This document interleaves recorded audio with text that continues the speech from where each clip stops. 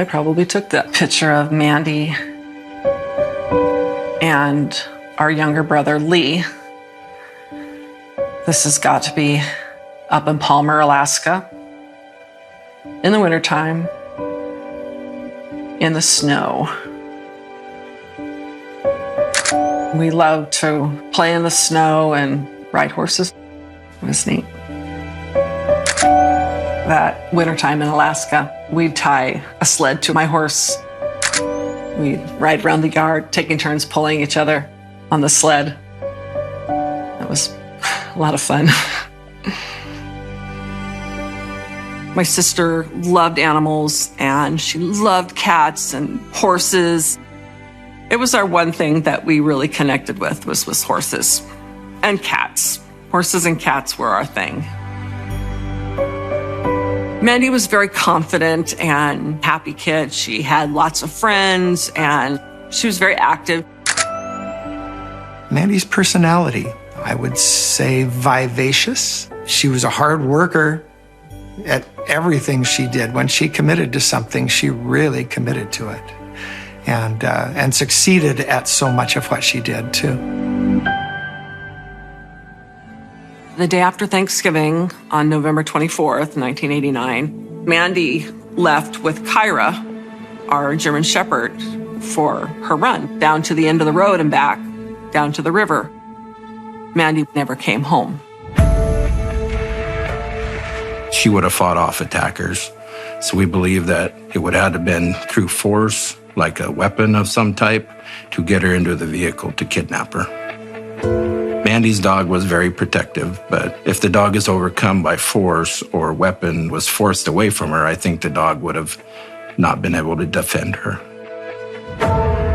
My mom was calling everybody. She called all of her friends, and they didn't know where she was.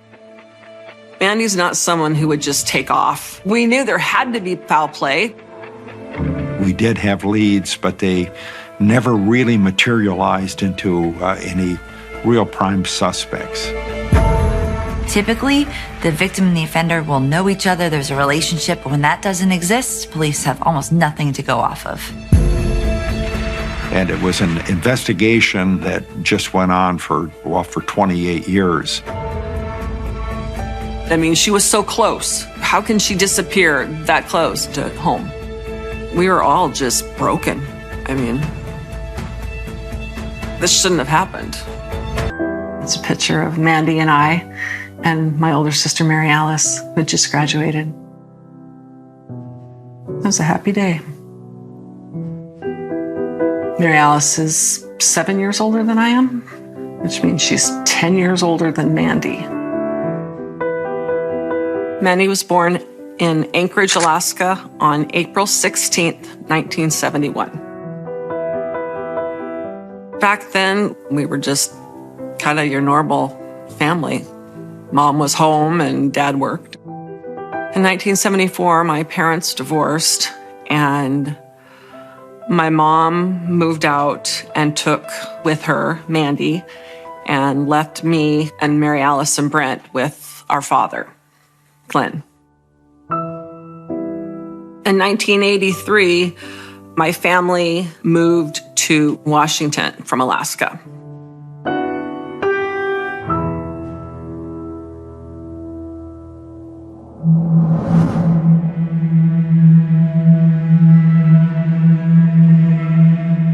Acme is a safe place to raise a family. It's a rural community.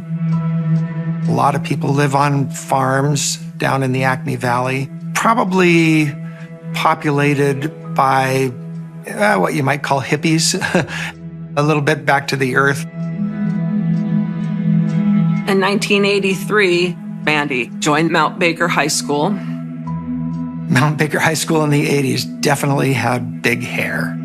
It was a close-knit school. Everyone wanted to go to the football games. Everyone wanted to go to the dances, and it was quite a community. I was Mandy Stavek's band director. In 1983, Mandy joined band, and she played saxophone. She was really vivacious, really paying attention. She very quickly made a lot of friends and kept those friends throughout high school.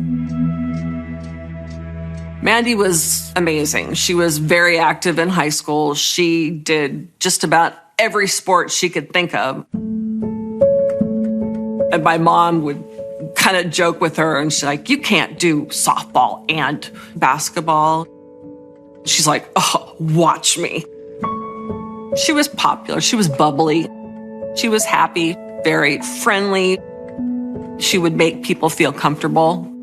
People kind of gravitated to her.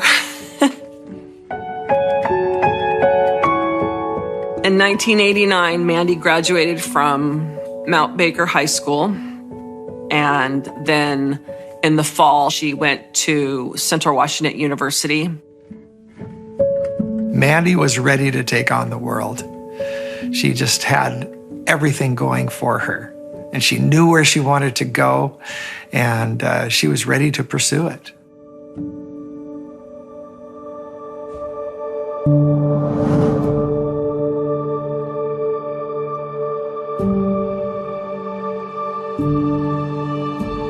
Mandy and her roommate came home from Central to spend the Thanksgiving holiday with the family. I remember hearing her talk with my mom about, school and how much fun she's having and, her plans. But right now she was more focused on who she was going to get together with and reconnect with after Thanksgiving.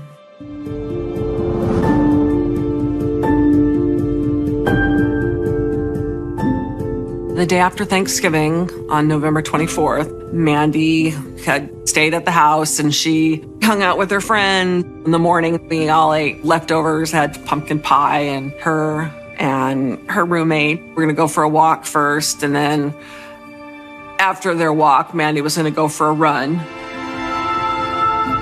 And they were going to get ready for, a movie or whatever. Mandy left with Kyra, our German Shepherd, down to the end of the road and back, down to the river. Probably 4 to 5 miles total. It's kind of a straight shot to the river and back. It was an easy, flat run, and she did it all the time.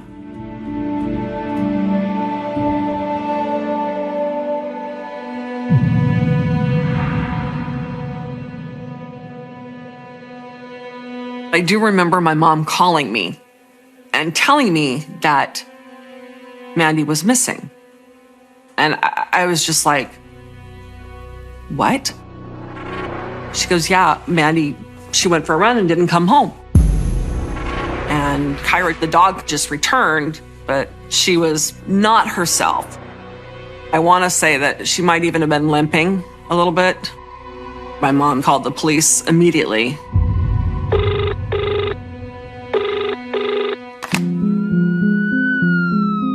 Being a police officer means to me serving the community and just making the community safer for myself and my family to live in.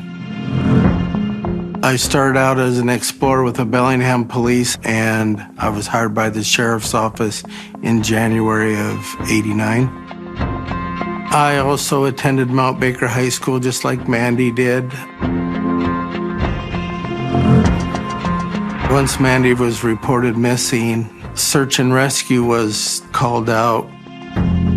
I was 17. We all hung out with Mandy. We all knew Mandy. I was attending the same school that she did, Mount Baker High School. And our dads helped. I recall schoolmates helped. Because it was not a normal thing that happened in that area for a girl to go missing. Mandy started at her house, which is behind me, and then ran in this direction. A lot of the times her mom would ride her bicycle with Mandy. She just didn't happen to be riding that day. They told me right away that this young woman was missing. They were really very fearful that something had happened to her. Mandy was seen by a number of people between 2:30 and 3 o'clock, and she was coming back to her house.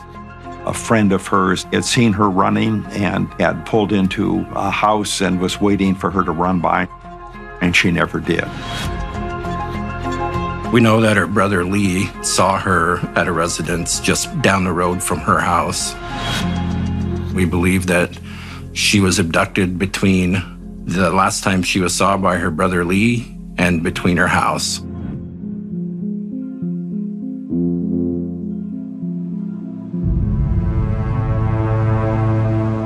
Mandy's dog had come home alone, and the dog was covered with silt on its hindquarters and looked like it had gone through a traumatic event. The neighbors and communities got together. There was 15 or 20 people that searched the roadway, the railroad tracks, the area within the home, and the route that Mandy normally ran. The resources to look for Mandy were citizens, family, friends, horses, helicopters, and they had a boat in the river. We had a human tracker that went out that night, and he was trained to look at dirt alongside the road.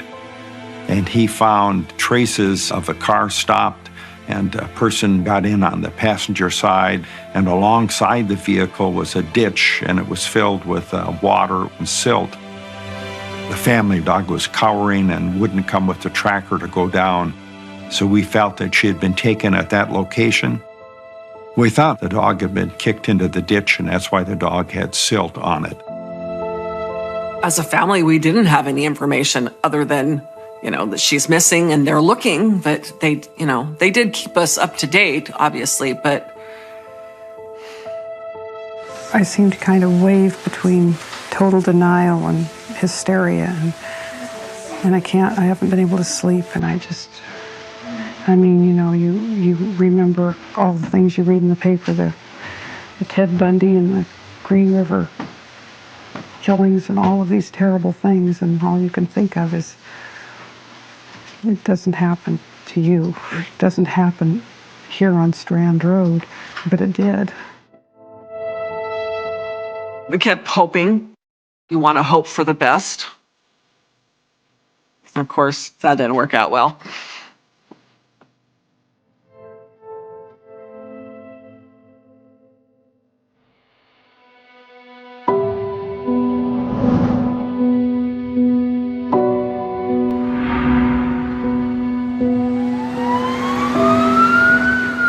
Mandy's body was found on November 27th of 1989 in the South Fork River. The officers had been searching the river, walking all up and down the banks, and they had a patrol boat that had gone down the river, and the patrol boat spotted her body.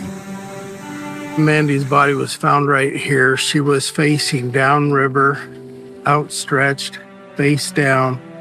She had tennis shoes and socks and a watch on, and that was it.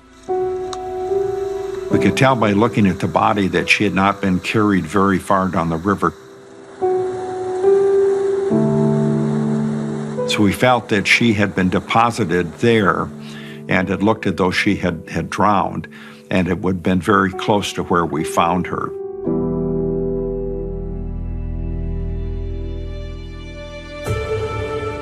One of the hardest parts of the job is notifying family members that their loved one has passed or died.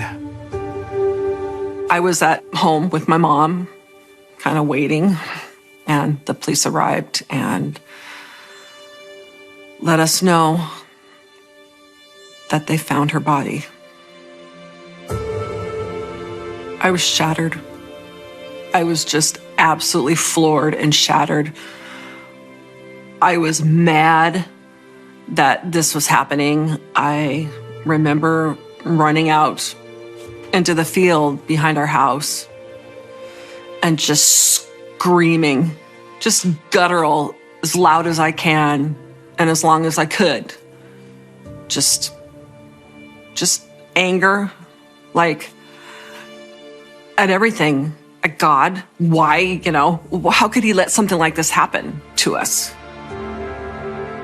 On Monday, after school, we had another staff meeting, and we kind of knew it might be bad news.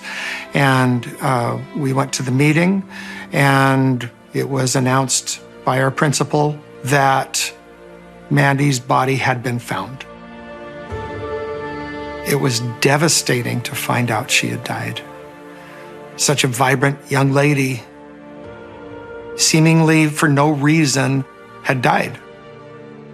It was a very somber moment. There were people crying. Just total shock for everybody.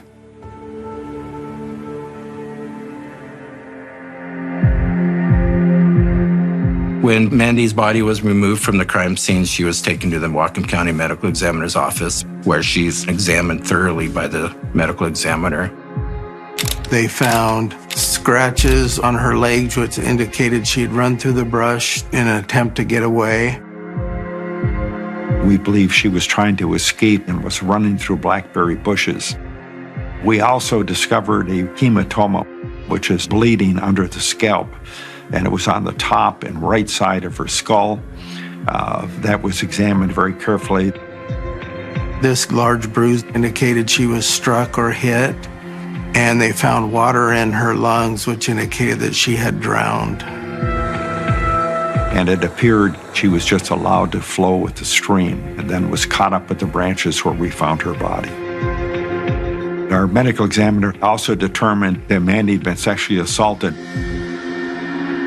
It made me feel sad that she had to endure that, angry that it happened. She was probably terrified and running for her life.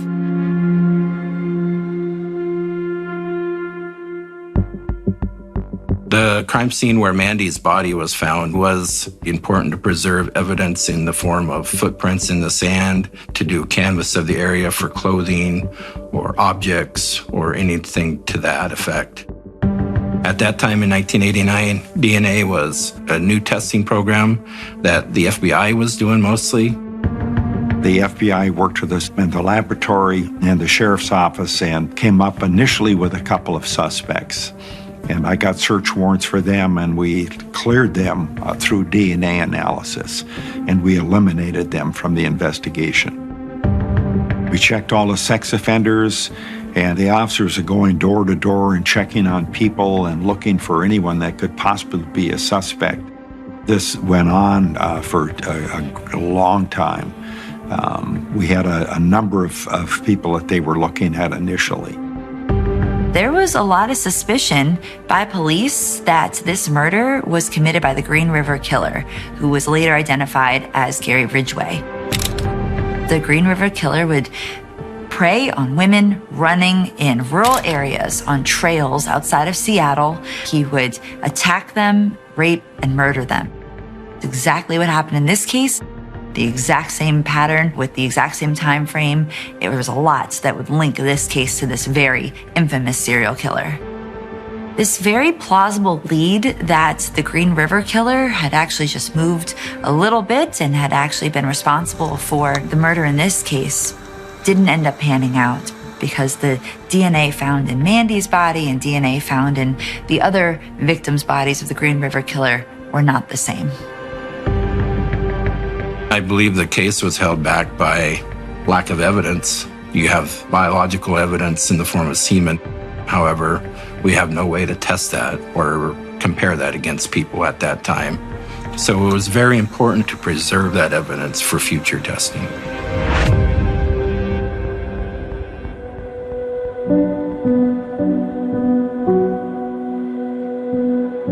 After finding out that Mandy had died, we were all devastated, from 7th graders to 12th graders in this little tight-knit community. The whole community was really impacted by this murder. And to think that a beautiful young girl who was so filled with promise could be abducted, raped, and then killed was just shocking. Mandy's death destroyed my mom. Absolutely. Losing a child is just unimaginable. And part of her was killed too. My mom, who is 88 now, she's starting to have signs of dementia. As far as memories of Mandy, her forgetting that is, in my opinion, maybe a good thing, because memories of Mandy are painful. and I don't want her to be in pain.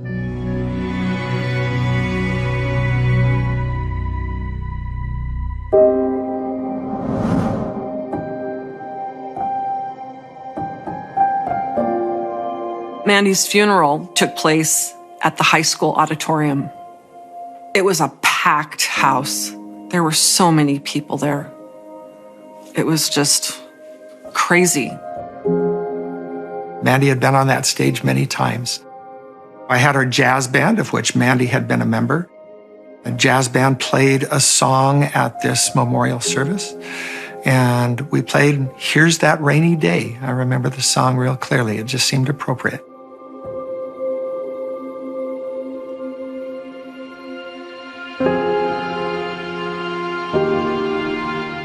The investigation turned to who haven't we talked to in this area?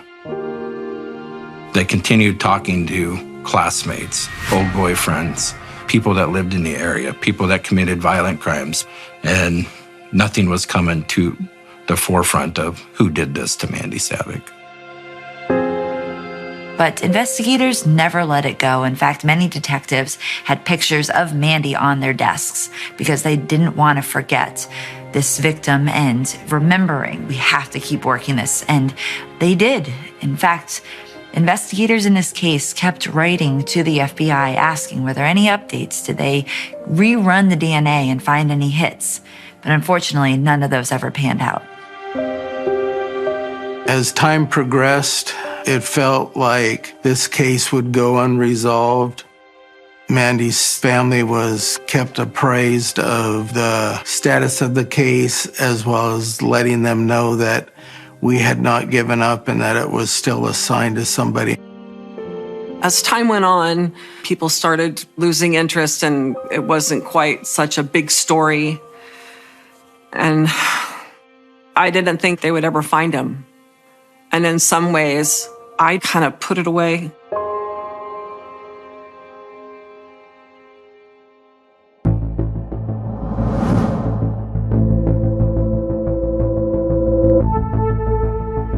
I was assigned as a primary investigator to Mandy Stavik in 2007. I feel a case that happened 20 years ago versus just happening are equally important. And I had the opportunity, because of my seniority, to pick which cold case I wanted to work on. And I purposely chose the Mandy Stavik case, not only because I went to Mount Baker, but because it was in my community. And I felt that I had something to give. By this time, we had a huge mass of reports, 7,000 pages of reports. Kevin Bowie took all of the reports, sat down with me, and he organized those. I had it spread out over my living room and reorganized it regarding persons of interest. There were still 20 to 30 people that needed to be contacted, as well as one person needed to be followed up on. I visited Mandy's family on several occasions, as well as making phone calls to let them know that I was still assigned and that I was not going to give up. Every couple of years or so, they would touch base with us and say, hey, we haven't forgotten. We're still looking,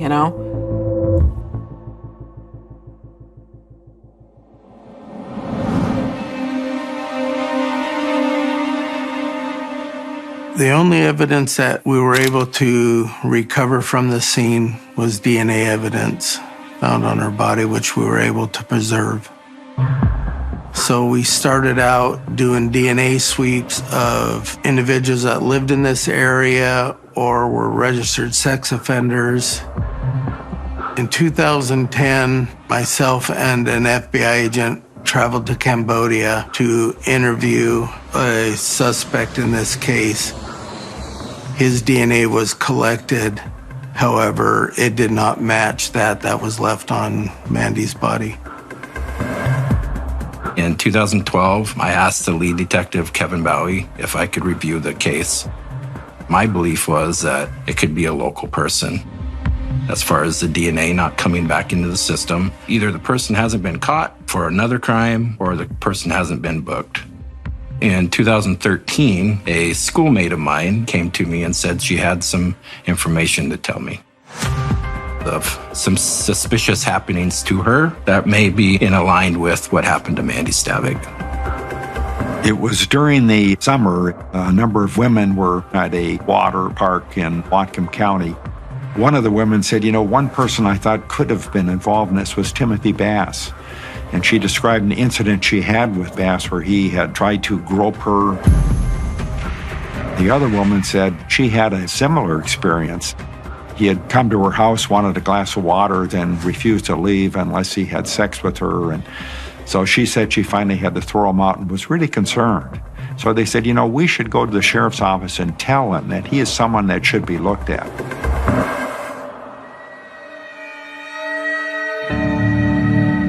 Both of the women that came forward described Tim as being odd, antisocial, and sexually aggressive. We looked at Tim Bass and found that his family lived on the same road that Mandy always ran on. She would run by his house every day.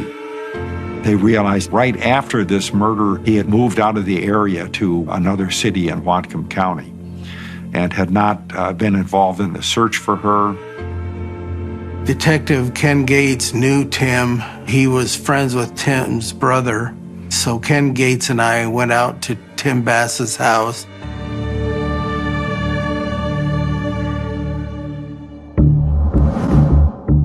During that contact, it was very odd to me. He claimed he didn't remember who Mandy Stavik was, even though it was a huge case for the community. It was odd to me that he would make that statement. We knew from other people that he had watched her play basketball. She was a star basketball player in high school. So the fact that he said he didn't know her was really suspect. He kind of looked up at the ceiling and repeated Mandy's name a couple of times, saying, Mandy, Mandy, kind of like pretending to search for who she might be. And then made the comment, oh yeah, she's the gal that they found in the river, right? We asked Tim Bass at that time in October of 2013 for his DNA sample. He refused. He did mention that he watched crime shows and saw innocent people go to jail. We left his house knowing that that was his frame of mind. Now, that could be a sign that he is guilty, but it could also be a sign that this is someone who wants their civil rights respected.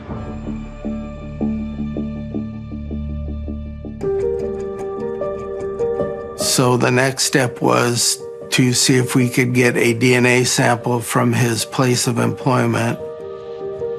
We went to his work and asked management, and they did not give us permission to do that. They advised to seek a warrant. This stage of the investigation, we did not have enough evidence to put Tim with Mandy. Therefore, a judge would not have issued a warrant, so that was not an option. From 2013 till 2017, we kept an eye on Bass. We even went out and followed Tim during his delivery route, waiting for him to discard an item which would have had DNA on it. Unfortunately, he never discarded an item, and he wore rubber gloves. The impact of Mandy's murder affected our whole family. It made me more guarded, more skeptical of people. Just made me less trusting. I worried about my daughter and wanting her to be careful. I know that they were still working on it and they didn't have a lot to go on. It was frustrating.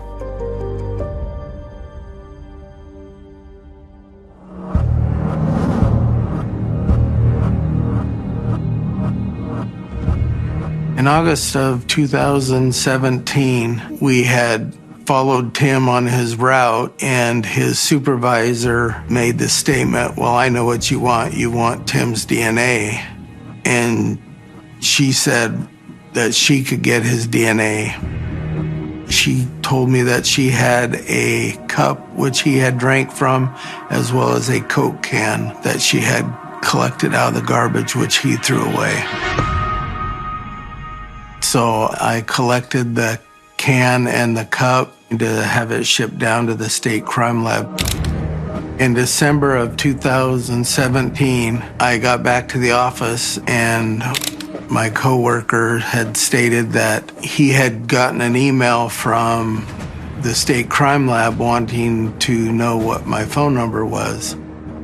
I called the state crime lab and she said, Kevin, just wanted to let you know that the DNA matched that of Tim Bass's. And Kevin Bowie contacted me and said, Ken, we got a match. It was like winning the lottery. I was in shock and kind of disbelief, but in the same sense, I was relieved and ecstatic. I was extremely happy when I got that call. We had worked for 28 years in this case, and we did everything we could possibly think of to solve it. Now the next steps were to, okay, what has he done the last 28 years?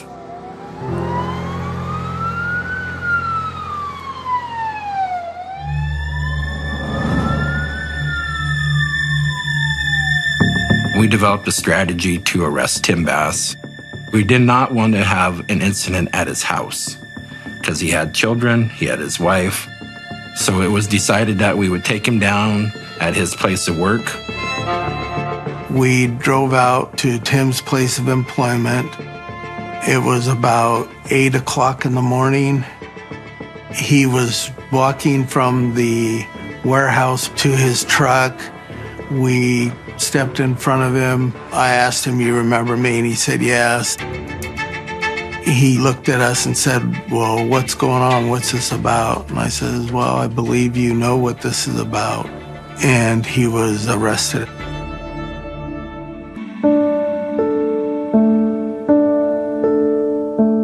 It was in the afternoon. I was in the living room when I got the phone call. And he said, we found Mandy's murder.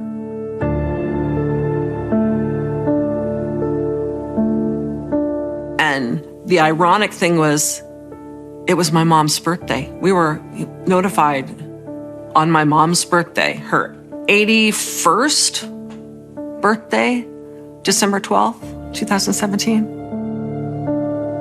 It's like, man, what a birthday present. I was in the band room at Mount Baker High School. I checked my email and I saw that they had arrested someone in Mandy's case. First thing I see is as I scroll up is Mandy's picture. And I just jumped away from the computer because I was not expecting that. It brought so many feelings back about the time when she had disappeared. And throughout all those years when nothing was happening. And then all of a sudden, someone was arrested. And it was a hopeful moment, but it was shocking. It was shocking to me.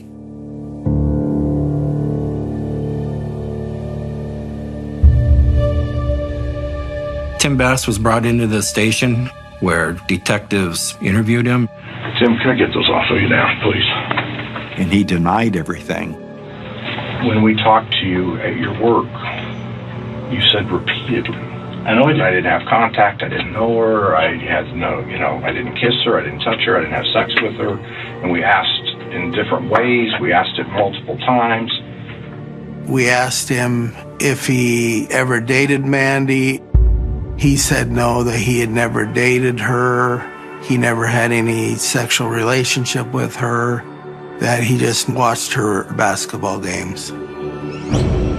When Tim Bass was notified that his DNA was a match to the semen, it was almost like he was trying to think of another story. I don't remember giving DNA.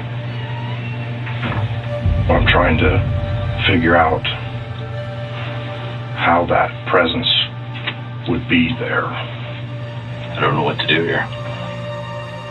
He engaged in conversation, again, at first stating he didn't know much about the case, didn't know Mandy at all, but ultimately ended up saying that he had some type of relationship with her. we were kind of sneaky because she had a boyfriend and I had a girlfriend, basically.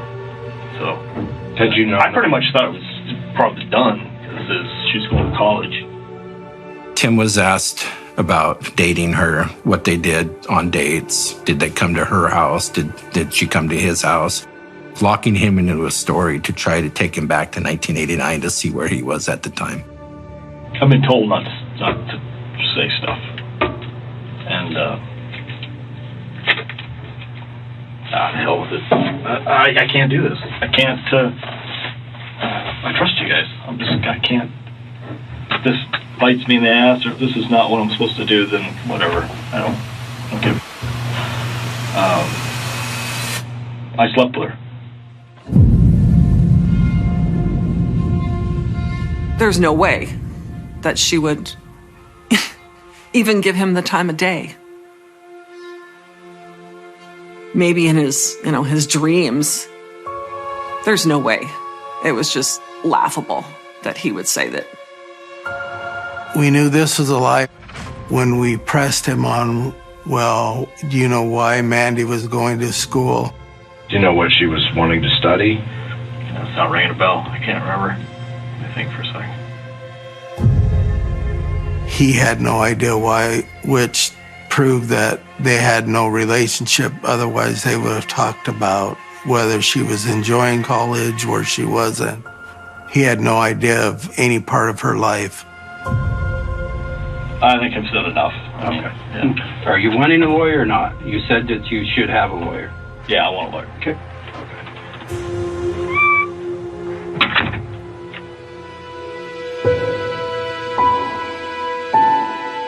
I knew by the evidence we had probable cause, and I felt we had enough evidence to convict him. And so it didn't matter to me at that point what he did say. Once we were done talking with him, Tim was booked and charged with murder as well as rape and kidnapping. After Tim Bass was arrested, we discovered that he didn't have much of a criminal history. He was pretty squeaky clean as far as criminal activity. I was going to retire at the end of 2018, but I'd worked on the case for, at that point, 29 years, and I really wanted to see it concluded. So I came back and tried it in May of 2019. It was an extremely important case, so I was very, very happy. In fact, I did it as a volunteer.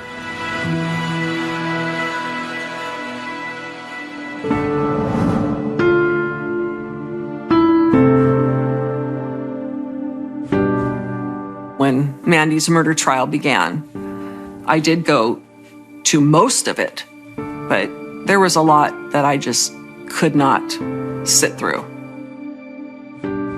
I didn't want to see autopsy photos. They showed everything. It was horrible. I don't think my mom did either. I think when that happened, we just said, no, we can't do this. The focus, of course, was DNA, but we built up a lot of attendant facts. We showed where he was living. We could show the access he had to Mandy. We could show that some of the stories that he told officers were not true.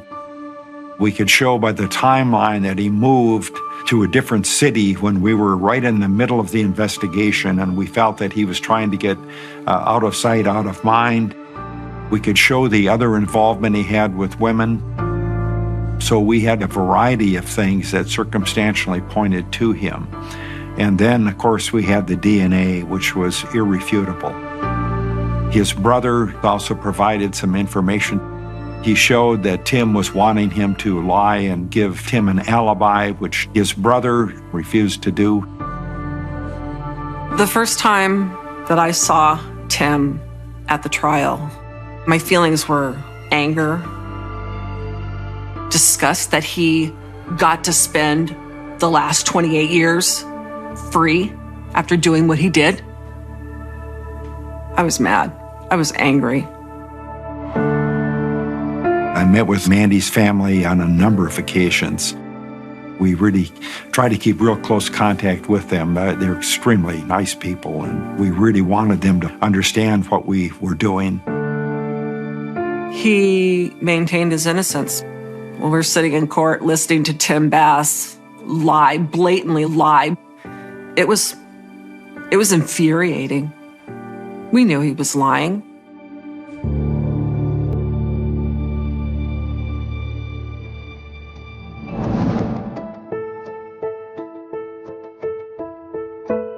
I was a little concerned that he may get away with it, but in my heart of hearts, I knew that the jury would be able to put everything together and come up with a guilty plea. On May 24, 2019, Tim Bass was sentenced to 27 years in prison. The judge gave him the maximum, and we hope that that's enough that he would never, ever get out and see the light of day again. After the trial, we met with the family. They were delighted, overwhelmed, emotional about the verdict and the sentencing of Tim Bass. Seeing Tim being sentenced was quite a relief. We were very appreciative to all of the juries. He said thank you to every single one of them. I'll never be able to forgive Tim Bass for what he did to my sister. Never. I hope the guy rots in jail. I was in the same room that I used to teach Mandy in when I found out the verdict. I cried. I just burst into tears. This case made it more personal because I went to school with her. Mandy was a smart person, always nice to me, always nice to people. The last memory I have of Mandy is walking down the aisle during graduation.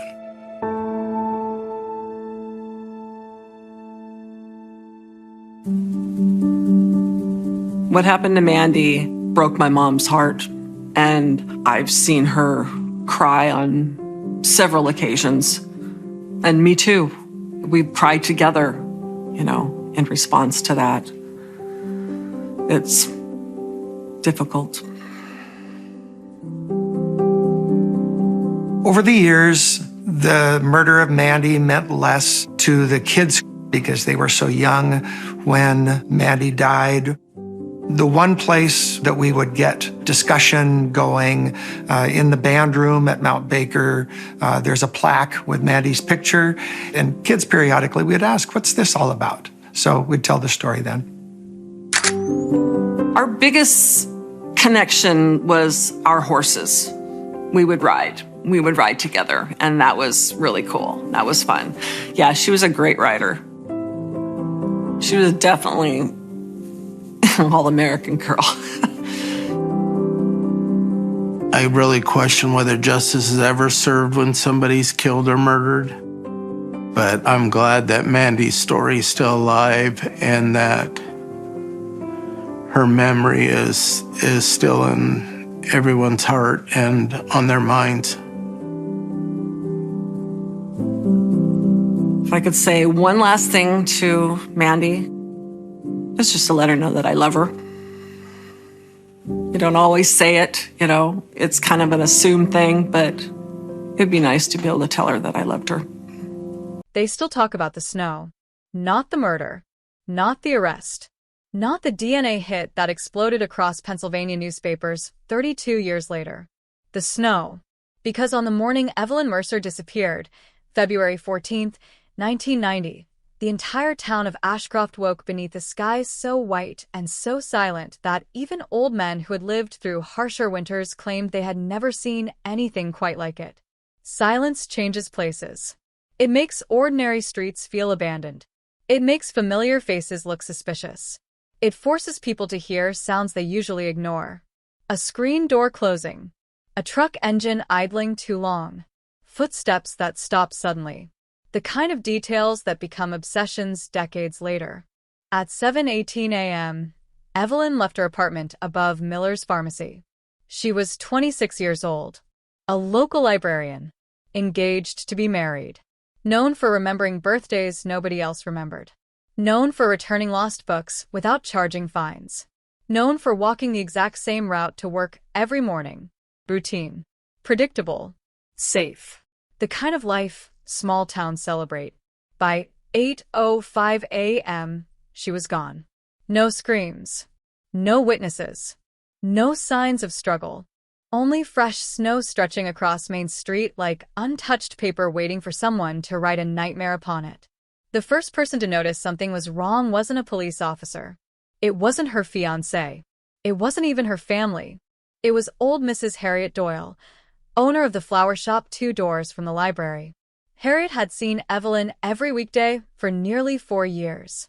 Same coat, same smile, same wave through frosted windows. Routine creates trust. Trust creates alarm when it suddenly disappears. At 8:20, Harriet called the library. No answer. At 8:35, she called again. Still nothing. By 9 o'clock, concern replaced inconvenience. By 10, concern transformed into fear. And by noon, the entire town of Ashcroft understood that something terrible had entered their quiet little corner of Pennsylvania. Detective Samuel Kane received the call while finishing paperwork on a stolen vehicle report. 38 years old. Former military police. Transferred from Philadelphia after a divorce that nobody discussed openly. Ashcroft considered him an outsider. Too direct.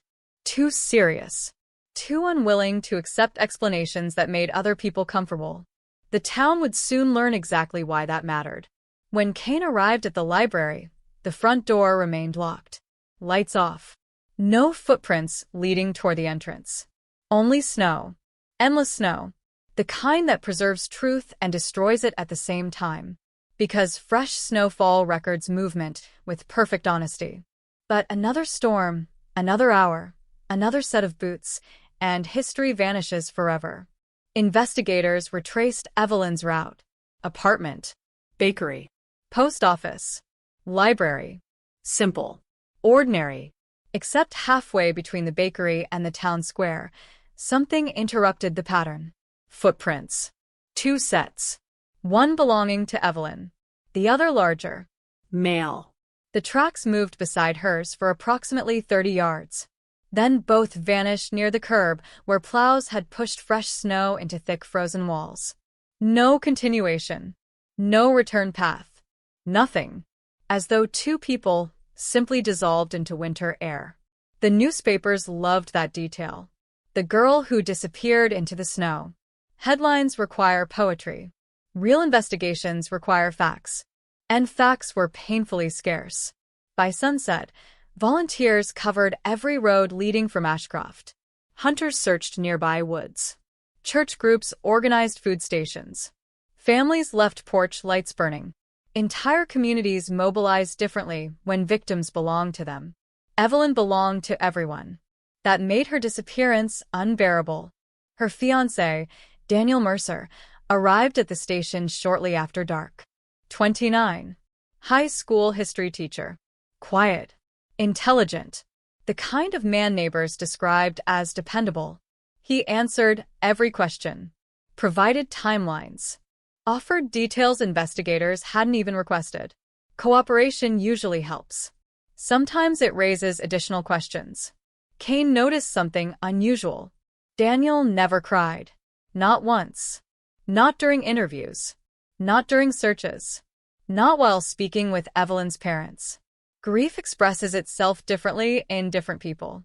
Experienced detectives understand that. Yet absence carries its own language. The next morning brought worse news.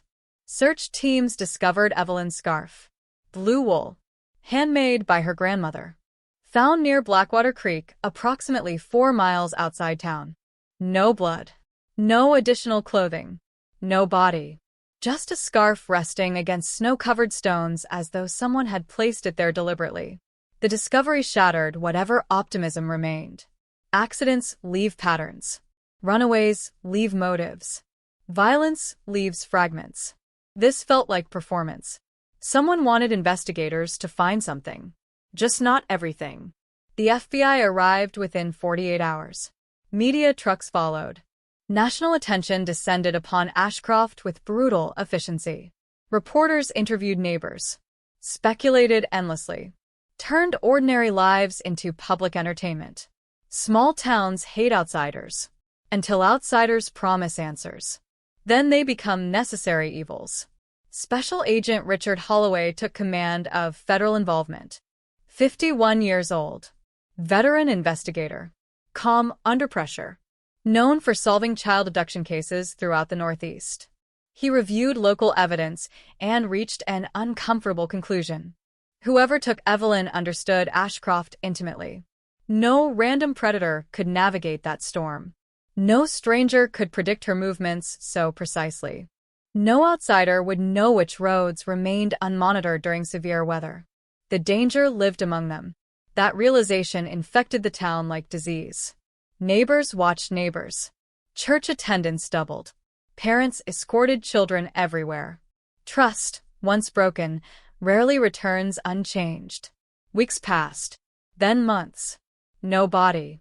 No arrests. No confessions. The snow melted. Spring arrived. Life continued because life always continues, even when people desperately wish it wouldn't. Detective Kane refused surrender. He interviewed every resident twice. Sometimes 3 times. Patterns emerged. Tiny inconsistencies. Forgotten details. The kind ordinary investigators dismiss. One name surfaced repeatedly. Thomas Grady. Owner of Grady Auto Repair. 44 years old. Born and raised in Ashcroft. Friendly. Respected. Married. No criminal history. Exactly the sort of person nobody suspects. Several witnesses recalled seeing his truck near Main Street that morning. Not unusual. His business sat nearby. Except Thomas claimed he remained at home because of weather conditions. Memory conflicts don't prove guilt. They create possibilities. Kane pressed harder. Thomas became defensive immediately. Too defensive. The interview lasted 2 hours. Produced nothing useful. Yet Kane left with an unpleasant feeling he couldn't explain. Instinct. The most dangerous tool in police work. Sometimes it saves cases. Sometimes it destroys innocent lives. Without evidence, instinct means nothing. The investigation expanded outward. Tips arrived from neighboring states. Sightings in Ohio. Sightings in New York. Sightings in Maryland. All false. Hope creates hallucinations. People see missing faces everywhere. Evelyn became a ghost haunting thousands of strangers. Meanwhile, Daniel Mercer continued teaching history classes. The decision shocked outsiders. How could a grieving fiancé return to ordinary routines so quickly? Ashcroft understood. Routine wasn't avoidance. It was survival. Every hallway contained memories. Every student remembered Evelyn volunteering at school events. Daniel remained because leaving would mean accepting something final. Human beings postpone acceptance whenever possible. Summer brought another development. A teenage boy fishing near Blackwater Creek discovered a silver bracelet tangled among roots. Evelyn's bracelet. Confirmed by family. The location matched where her scarf had been found months earlier. Search teams returned immediately. Divers entered freezing water. Cadaver dogs worked the surrounding banks.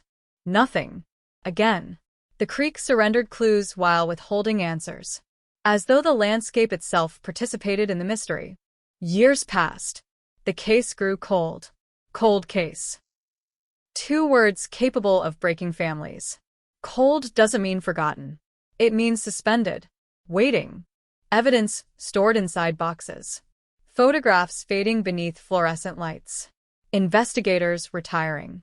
Witnesses aging. Memory becoming unreliable. Ashcroft learned to live beside absence. Children grew into adults hearing Evelyn's story. New residents inherited old fears. Every February, someone left flowers near Blackwater Creek. Nobody admitted responsibility. Nobody needed to. Communities create rituals around unresolved pain. Detective Samuel Kane never left. Promotion opportunities appeared elsewhere. He refused them all. People called it obsession. Perhaps they were right. He kept Evelyn's file on his desk for 32 years. Added notes. Reviewed interviews. Studied photographs until faces blurred together. He believed one thing absolutely. Someone inside Ashcroft knew exactly what happened. And someday, whether through guilt, arrogance, or simple human error, that truth would emerge. He just didn't know that science itself was quietly preparing the answer. Because evidence collected in 1990 possessed limitations. Technology possessed boundaries. DNA analysis existed, but not in ways capable of solving mysteries buried beneath decades. Tiny traces remained invisible, Silent. waiting for a future nobody yet imagined. The evidence sat inside sealed containers, forgotten by most. Not by Cain. Never by Cain. And somewhere in Pennsylvania, a man who believed winter had erased his sins continued living an ordinary life. Working, Smiling. attending church, growing older, confident that snow, time, and silence had buried everything forever. He was wrong. He simply didn't know it yet. He was wrong. The most dangerous assumption any killer can make is believing time works exclusively in their favor. Time changes witnesses. Time destroys memories. Time buries evidence beneath dust and bureaucracy. But time also creates technology. Time creates guilt.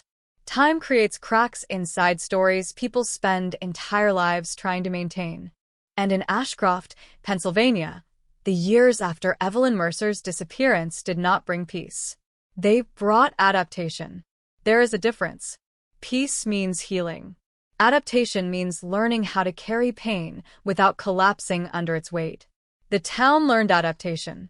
Every February, church bells rang one extra time. Every Valentine's Day, someone placed fresh, white roses beside the bridge overlooking Blackwater Creek. Nobody claimed responsibility. Nobody needed to. Some traditions exist because communities cannot tolerate complete silence. Daniel Mercer married 7 years later. The decision shocked outsiders. It angered a few locals. Others considered it inevitable. Human beings are not designed to remain frozen forever. Still, when Daniel stood at the altar in 1997, several guests quietly admitted they expected Evelyn to walk through the doors. That was the power she still held. The missing never truly leave. They occupy spaces between memory and hope. And hope can survive absurd lengths of time. Detective Samuel Kane understood that better than anyone. By 1998, his hair had gone gray. His marriage remained a failure. His apartment contained little beyond old books, case files, and coffee mugs collected during decades of sleepless nights. People in Ashcroft respected him. They also worried about him. Obsession ages people differently. Kane reviewed Evelyn's file every month. Same photographs. Same statements. Same unanswered questions. The ritual mattered. Cold cases die when people stop looking. Kane refused to permit death. Yet something continued bothering him. The footprints. Always the footprints. Two sets moving together. No signs of struggle. No indication Evelyn felt threatened. That detail contradicted almost every theory investigators developed. Victims flee. Victims resist. Victims create chaos. Evelyn appeared to walk beside someone willingly. Trust. The answer had always involved trust. She knew the person. That realization narrowed possibilities dramatically. Ashcroft contained fewer than 4,000 residents in 1990. Everybody knew everybody. Or believed they did. The distinction mattered. Meanwhile, Thomas Grady continued operating his auto repair shop on Walnut Street. Business prospered. His children graduated high school. He coached Little League teams. Attended church every Sunday. Volunteered during charity drives. Exactly the sort of life that protects people from suspicion. Normalcy becomes armor when maintained long enough. Yet Kane never entirely dismissed him. Not because of evidence. Because of instinct. The dangerous, unreliable, impossible thing investigators either worship or fear. Thomas remembered too much. Specific times. Specific weather conditions. Specific conversations. Human memory doesn't operate with that kind of precision after traumatic events. People forget details. They rearrange timelines. They confuse moments. Thomas remained perfect. Perfection creates questions. Questions without evidence create frustration. By 2001, the case officially entered state cold case archives. Boxes moved from active investigation rooms into climate-controlled storage. New detectives inherited old mysteries. Most focused on recent crimes. Political pressure demands fresh victories. Dead cases generate little excitement. Except Kane continued showing up, continued asking, continued believing. People laughed quietly, called him stubborn, called him haunted. Both descriptions were accurate. The first significant break arrived in 2004, completely by accident. A construction crew repairing drainage systems near Blackwater Creek discovered an old disposable camera buried beneath layers of mud and stone. Damaged, waterlogged, nearly destroyed. Workers assumed it was worthless. One deputy recognized its potential. Miracles sometimes arrive disguised as garbage. State laboratories attempted recovery. Months passed. Then something extraordinary happened. 3 photographs survived. Only 3. The first showed random scenery. Trees. Snow. Nothing useful. The second displayed partial images of parked vehicles near Main Street during the storm. Blurry. Indistinct. The third changed everything. Evelyn Mercer. Alive. Walking through falling snow. Looking toward someone outside the frame. And smiling. The photograph became national news. The last known image. America loves mysteries preserved inside singular moments. Investigators loved something else. The angle. Whoever took the picture stood close. Comfortably close. Evelyn wasn't frightened. Wasn't surprised. Wasn't attempting escape. She knew the photographer. The discovery reignited public interest. Documentary crews arrived. Podcasts emerged. Retired detectives offered theories nobody requested. Ashcroft endured another cycle of attention. Another cycle of speculation. Another cycle of pain. Daniel Mercer refused interviews entirely. Thomas Grady participated eagerly. Too eagerly, some thought. He spoke about community healing, about supporting investigators, about remembering Evelyn with dignity. Perfect answers. Perfect composure. Perfect citizens sometimes create perfect illusions. Detective Kane watched every interview, analyzed every expression. Nothing. No mistakes. No cracks. Just an ordinary man growing older. And yet that feeling remained. Unwelcome. Persistent. The years continued. Technology advanced. DNA science transformed criminal investigations across America. Cases once considered impossible suddenly reopened. Tiny traces became voices from the past. Invisible evidence acquired extraordinary power. Kane paid attention, very close attention, because he remembered something many others overlooked. Evelyn's scarf. The blue wool scarf discovered near Blackwater Creek. Preserved carefully, handled minimally, stored according to procedures that seemed excessive in 1990. Procedures that might prove invaluable decades later. In 2013, Kane submitted a formal request. Retest everything. Every item. Every fragment. Every possibility. The request disappeared into bureaucracy. Funding issues. Priority concerns. Limited resources. Cold cases compete against living emergencies. The dead must wait. Again. And again. But Kane kept pushing. Retirement approached. Mandatory paperwork accumulated. Friends advised him to let go. To rest. To enjoy whatever years remained. He ignored them. Some people retire from professions. Others never escape callings. Winter returned to Ashcroft in 2015 with unusual severity. The town looked exactly as it had 25 years earlier. White roads. Silent mornings. Frozen memories. Kane drove to Blackwater Creek alone. He did that every February. No announcements. No ceremonies. Just a man standing beside water that refused to surrender answers. That afternoon, he encountered an unexpected visitor. Emily Grady, Thomas's youngest daughter, 30 years old, school counselor. Kind. Soft-spoken. She recognized Kane immediately. Everyone did. They spoke briefly. Ordinary conversation. Weather. Town history. Nothing remarkable. Then Emily asked a question that remained with him for months. Do you ever wonder if solving some mysteries hurts more people than leaving them alone? The sentence landed heavily. Children inherit ideas from somewhere. Families develop philosophies. Worldviews pass between generations like heirlooms. Kane studied her carefully. What makes you ask that? Emily looked toward the frozen creek. My father always said communities survive because certain wounds stay closed. There it was. An ordinary statement. Perhaps meaningless. Perhaps everything. Kane drove home with renewed unease. Not evidence.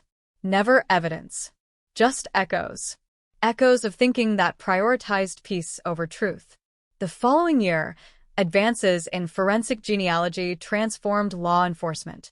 Suddenly, DNA profiles no longer required direct matches. Distant relatives became pathways. Family trees became investigative tools. History itself became searchable. Cold cases across America exploded back into life. And inside a secure evidence facility in Pennsylvania, Evelyn Mercer's blue scarf waited patiently. Fibers. Microscopic traces. Invisible signatures left by human contact 32 years earlier. Science had finally caught up with memory. The future was approaching Ashcroft. Quietly. Relentlessly. And somewhere in town, a man who built an entire life upon one snowy morning in 1990 continued believing that winter had protected him forever. He still attended church. Still repaired engines. Still smiled at neighbors. Still believed that time buried everything. He had no idea that the smallest fragment of biological evidence imaginable was preparing to destroy 32 years of carefully maintained normalcy. Because truth is patient. Far more patient than guilt. And patience, unlike memory, rarely forgets where to look. Truth is patient. It does not rush. It does not scream. It waits. Years can pass. Generations can disappear. Entire towns can build comfortable myths around old tragedies. Truth remains exactly where it was left, silent and unmoving, until human beings finally develop the tools, or the courage, to uncover it. By 2022, Ashcroft looked different. New storefronts lined Main Street. The old pharmacy beneath Evelyn Mercer's apartment had become a coffee shop. Children who once heard her story from parents now told it to their own families. But certain things never changed. The bridge over Blackwater Creek. The flowers every February. The questions. Always the questions. Detective Samuel Kane was 70 years old. Retired in every official sense. Not retired in his mind. He still visited the station twice a week. Still occupied the same corner desk whenever younger officers allowed it. Still carried Evelyn's photograph inside his wallet. The image had faded. Her smile had not. People called him the keeper of ghosts. He accepted the title without argument. Then, in March of 2022, a letter arrived from the Pennsylvania State Forensic Laboratory. 3 pages. Technical language. Procedural updates. One sentence changed everything. Biological material recovered from fibers on Evelyn Mercer's scarf had produced a viable partial DNA profile using enhanced extraction methods unavailable during previous examinations. Kane read the sentence 5 times. Then a 6th. The room around him seemed to disappear. 32 years. 32 years of waiting. 32 years of believing the answer existed somewhere beyond human reach. And now, suddenly, science had opened a door.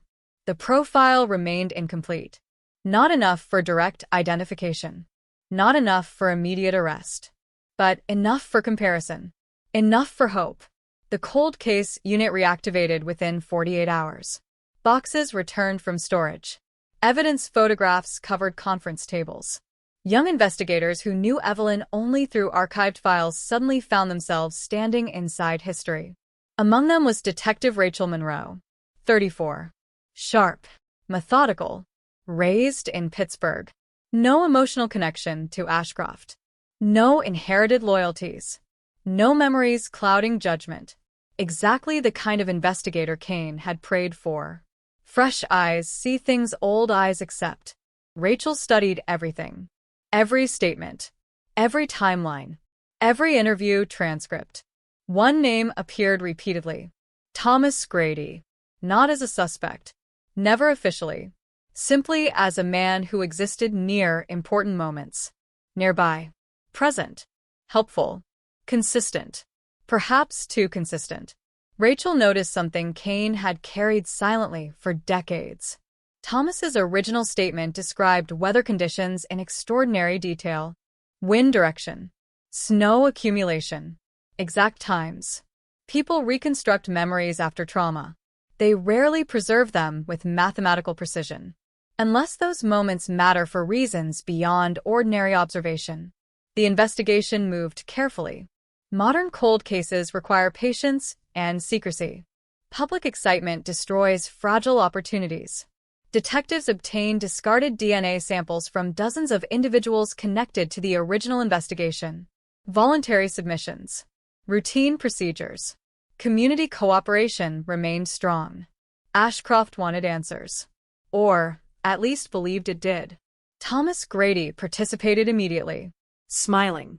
Relaxed. Confident. He joked with officers. Offered coffee. Spoke about finally bringing closure to Evelyn's family. No hesitation. No visible concern. The sample entered state databases. Results would require weeks. Waiting returned. Waiting always returns.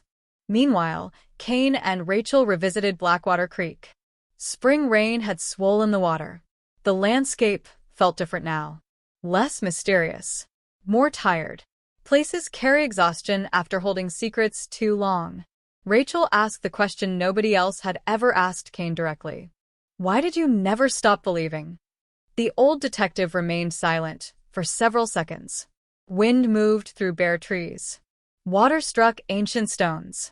Finally, he answered.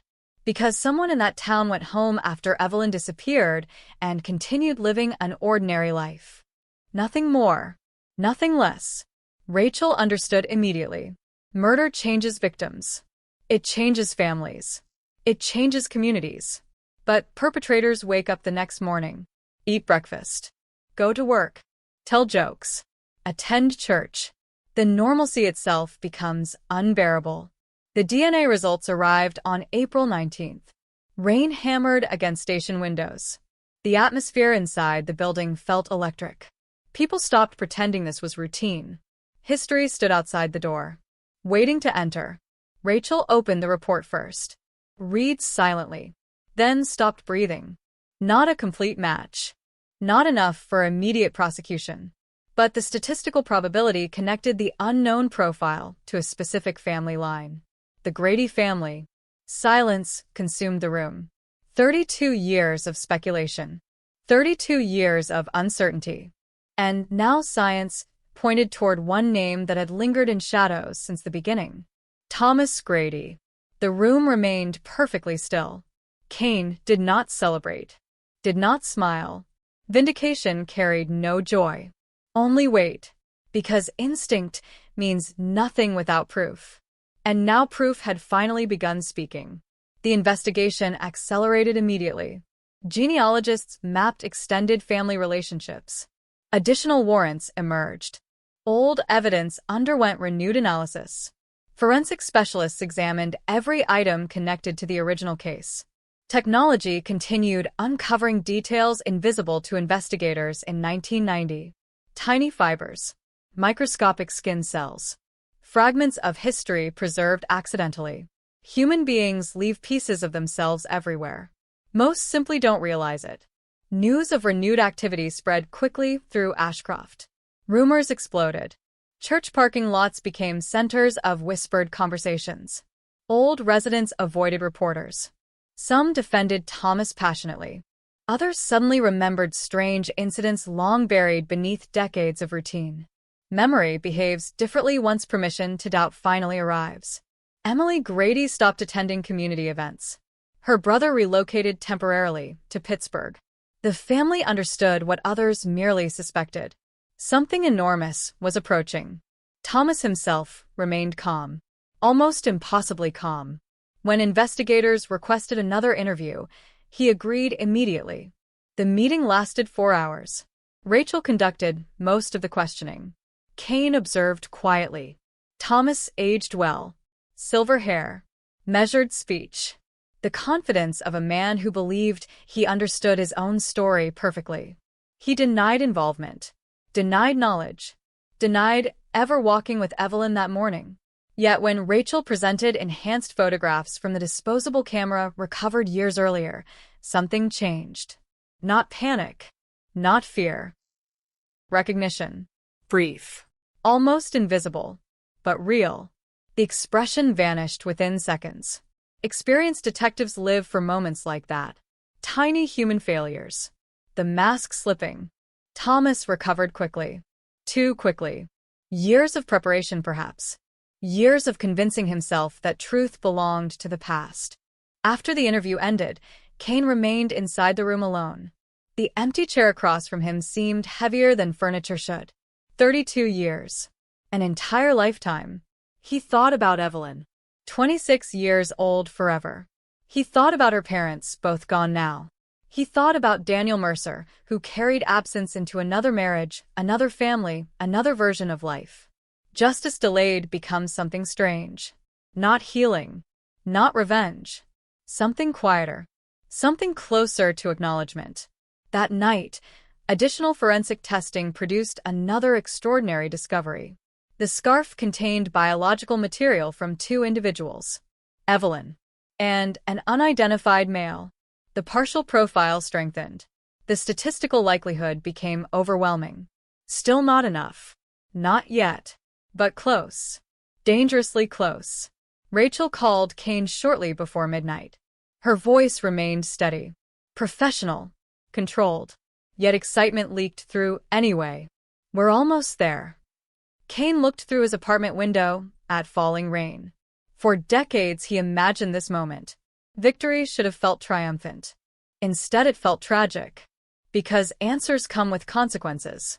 Families shatter. Communities divide. Old heroes become suspects. The truth demands payment from everyone.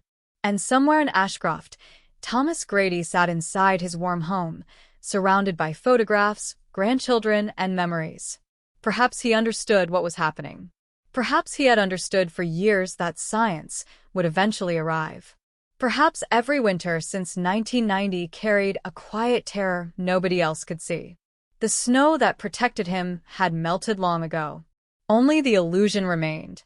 And illusions, no matter how carefully maintained, cannot survive DNA. Illusions cannot survive DNA. That truth had rewritten criminal history across America. Men who believed themselves untouchable watched ordinary mornings transform into nightmares. Decades-old secrets collapsed beneath laboratory reports. Entire identities built upon silence disappeared with a single phone call. Now, Ashcroft stood at the edge of that same reckoning. Spring rain continued falling across Pennsylvania.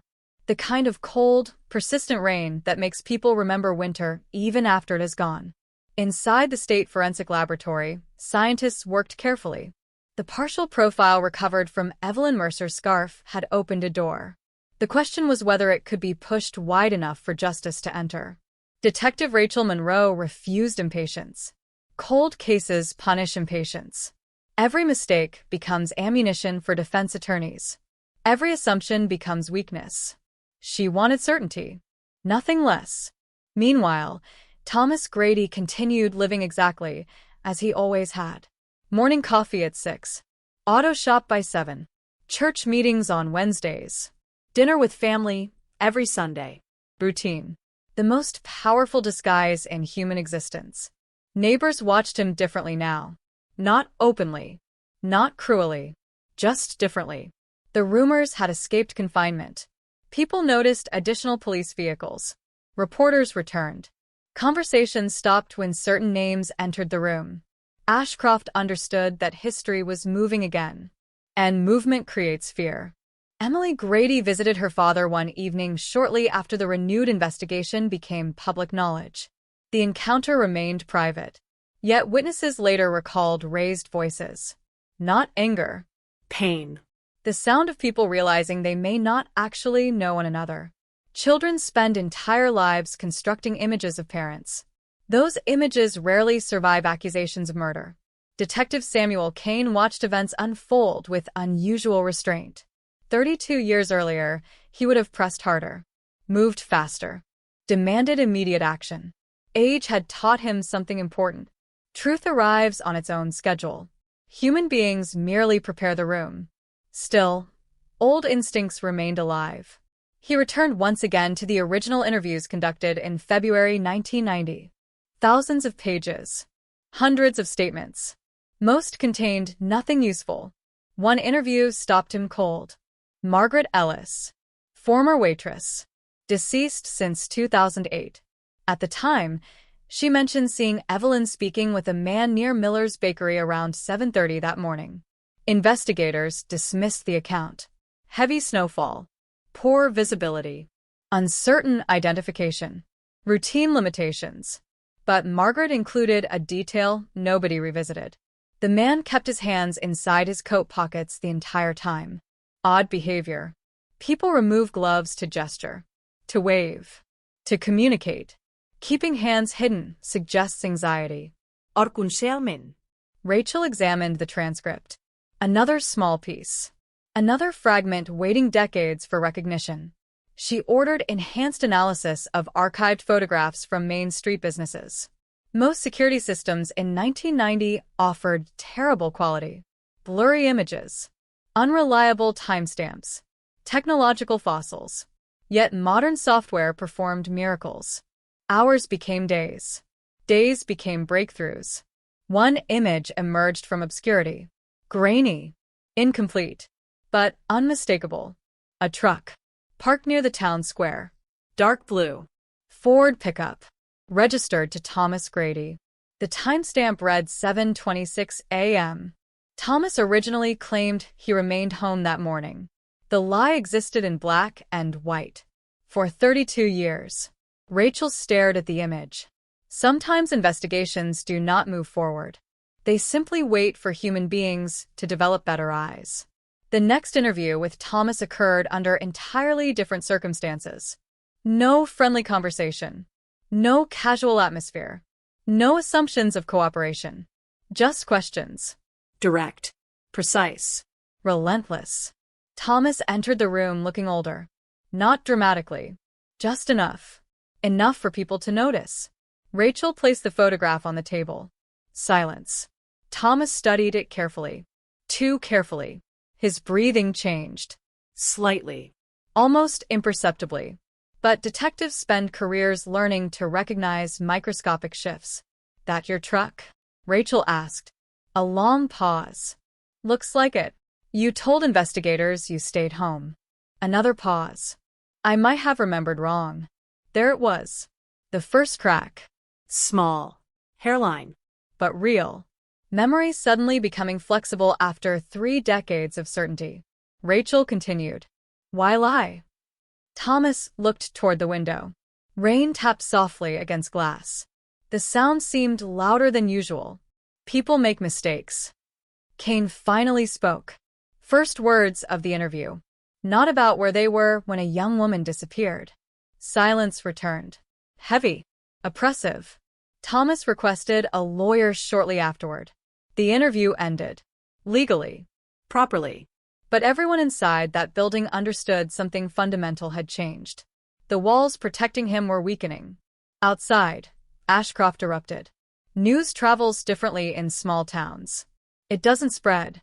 It vibrates. People feel it before they hear specifics. Church groups divided. Old friendships strained. Families argued across dinner tables. Some defended Thomas fiercely. Others remembered moments previously ignored. A strange comment. An unusual absence. An expression impossible to explain. Memory reorganizes itself around new possibilities. Human beings are experts at retroactive understanding.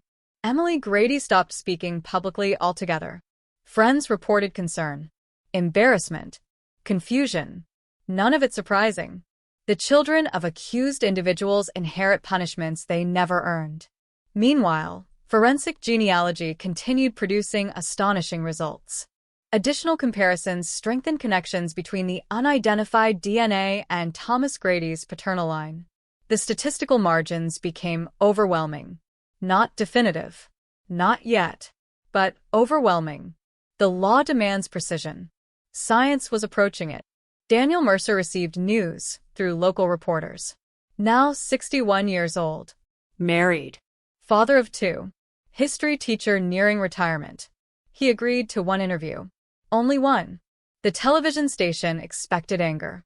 Expected demands for justice. Instead, Daniel offered something quieter. I stopped asking who took Evelyn years ago, he said. The interviewer remained silent. I started asking how someone lives with something like that. The sentence haunted viewers across Pennsylvania because it addressed the mystery beneath every cold case. What happens after? How does a person wake up for 32 years carrying knowledge no one else possesses? How many birthdays? How many family photographs? How many Christmas mornings? Ordinary life becomes extraordinary when built beside terrible secrets. Detective Kane understood. He had spent decades imagining Thomas's existence. Not as a monster. Monsters belong in fiction. Real people occupy more complicated territory. That made them infinitely more frightening. June arrived. The laboratory delivered another breakthrough. Touch DNA recovered from the recovered bracelet matched the same unidentified male profile found on Evelyn's scarf. 2 separate pieces of evidence. Same contributor. Same invisible witness speaking across time. The probability calculations became staggering. Investigators prepared arrest strategies. Carefully. Methodically. No mistakes. The district attorney demanded complete confidence. Public scrutiny would be merciless. A failed prosecution after 32 years would destroy any remaining hope. Then something unexpected happened. Thomas Grady closed his auto shop 3 days in a row. No explanation. No announcements. Neighbors noticed immediately. Routine matters. People who maintain perfect schedules attract attention when perfection disappears. Detectives initiated discreet surveillance. Nothing dramatic. Just observation. Thomas spent long hours driving. No destination. No apparent purpose. He visited Blackwater Creek twice. Sat alone beside the water. Stared into distance. Returned home without speaking to anyone. The behavior unsettled everyone. Guilt manifests unpredictably. Fear manifests even more dangerously. Rachel called Kane late one evening. We're running out of time. The old detective understood exactly what she meant. Science had nearly solved the mystery. But human beings remain capable of making final decisions before justice arrives. And somewhere in Ashcroft, a man who survived 32 years of silence was beginning to understand that the future no longer belonged to him. For the first time since that snowy morning in 1990, Thomas Grady looked like someone carrying a burden too heavy to continue alone. The question wasn't whether truth was coming. The question was what he would do when it finally knocked on his door. Truth was no longer approaching. It was standing on the front porch, waiting, patient, unavoidable. And for the first time in 32 years, Thomas Grady understood something that had once seemed impossible. Winter had not protected him. Time had not protected him. The silence of Ashcroft had not protected him. It had merely delayed the inevitable. The first week of June passed beneath heavy gray skies. Rain arrived almost every afternoon. The town felt suspended between ordinary life and impending catastrophe. People continued buying groceries. Children continued playing baseball. Church bells continued ringing on Sunday mornings. Yet beneath those routines lived a shared awareness. Something enormous was coming. Detective Rachel Monroe increased surveillance discreetly. No marked vehicles. No dramatic operations. Just quiet observation. Thomas drove aimlessly. Hours at a time. He visited Blackwater Creek repeatedly. Parked beside the old bridge. Sat alone. Sometimes for 30 minutes. Sometimes for 3 hours. Watching water move over stones that had witnessed generations of human secrets. Detectives found the behavior unsettling. People revisit meaningful places when memory begins overpowering denial. The landscape becomes a confession booth. Meanwhile, forensic laboratories delivered their strongest findings yet. The touch DNA recovered from Evelyn's bracelet and the biological material found on her scarf originated from the same unknown male. That much was certain. Genealogical analysis connected the profile overwhelmingly to the Grady family line. The statistical probability reached extraordinary levels. Not absolute, but extraordinary. The district attorney wanted one more piece. One direct comparison. One undeniable match. Justice requires certainty, especially after 32 years. Detective Samuel Kane understood the caution. Yet impatience had begun creeping into his thoughts. Age changes perspective. At 70 years old, he measured time differently. Every unanswered question felt heavier. Every delay more dangerous. He had spent half his life waiting for this moment. The possibility of losing it now seemed unbearable. One evening, Kane drove alone to the cemetery where Evelyn's parents rested. Margaret and Robert Mercer never lived long enough to witness renewed hope. Margaret died in 2011. Robert followed 4 years later. Neither received answers. Only absence. Kane stood before their graves in complete silence. No speeches. No promises. Just an old detective acknowledging two people who trusted him and never saw justice arrive. Rain began falling softly. Pennsylvania seemed incapable of offering sunlight during moments that mattered. Across town, Daniel Mercer noticed changes in himself. The news coverage, the rumors, the growing focus on Thomas Grady. All of it reopened wounds he believed had scarred over decades earlier. His wife, Eleanor, found him sitting alone in the living room one night holding an old photograph. Evelyn. Winter Carnival, 1988. Smiling beneath Christmas lights. Young forever. Eleanor sat beside him, without speaking. Some grief remains beyond language. Finally, Daniel whispered something he had never admitted aloud. I don't know who I'll be if this finally ends. The sentence captured a truth rarely discussed. People adapt to unresolved tragedy. It becomes architecture. Part of identity. Removing mystery doesn't restore stolen years. It simply changes the shape of pain. Meanwhile, inside the Grady household, tensions continued rising. Emily Grady avoided public spaces entirely. Her brother, Michael, confronted their father directly. Witnesses later described loud arguments, doors slamming, long periods of silence afterward.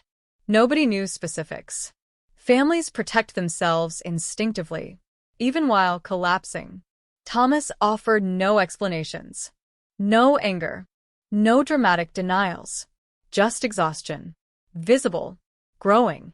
The appearance of a man carrying something too heavy for too long. Detective Rachel Monroe reviewed financial records from 1990. Routine procedure. Nothing extraordinary expected. Then she found a detail everyone had missed. 3 days after Evelyn disappeared, Thomas purchased new tires for his truck. Cash payment. No financing. No previous maintenance issues requiring replacement. The timing felt strange. Winter storms destroy tires, certainly. But investigators from the original case noted nothing unusual about his vehicle. Rachel requested archived service documents. The mechanic who performed the installation died years earlier. His son still operated the business. Old records survived. And among those records lay a handwritten note. Customer requested immediate replacement due to unusual wear and damage on rear treads. Unusual damage. Another fragment. Another whisper from the past. Could a body have been transported? Could rough terrain near Blackwater Creek explain the deterioration? Questions multiplied. Answers remained elusive. Then came the event that changed everything. June 18, 2022. Saturday. Annual Ashcroft Heritage Festival. Thousands attended. Food vendors. Live music. Community celebrations. The sort of gathering where everyone appears connected. Thomas Grady arrived as he always had. Smiling. Shaking hands. Participating in familiar rituals. Normal. Perfectly normal. Until he saw Detective Kane. The old detective stood near the courthouse steps, a coffee in one hand, watching nothing in particular. Their eyes met across the crowd. Witnesses would later describe the moment differently. Some called it recognition. Others called it fear. Kane simply remembered seeing a man suddenly realize that history had finally caught up with him. Thomas turned away immediately. Left the festival less than 10 minutes later. Abandoned food. Abandoned friends.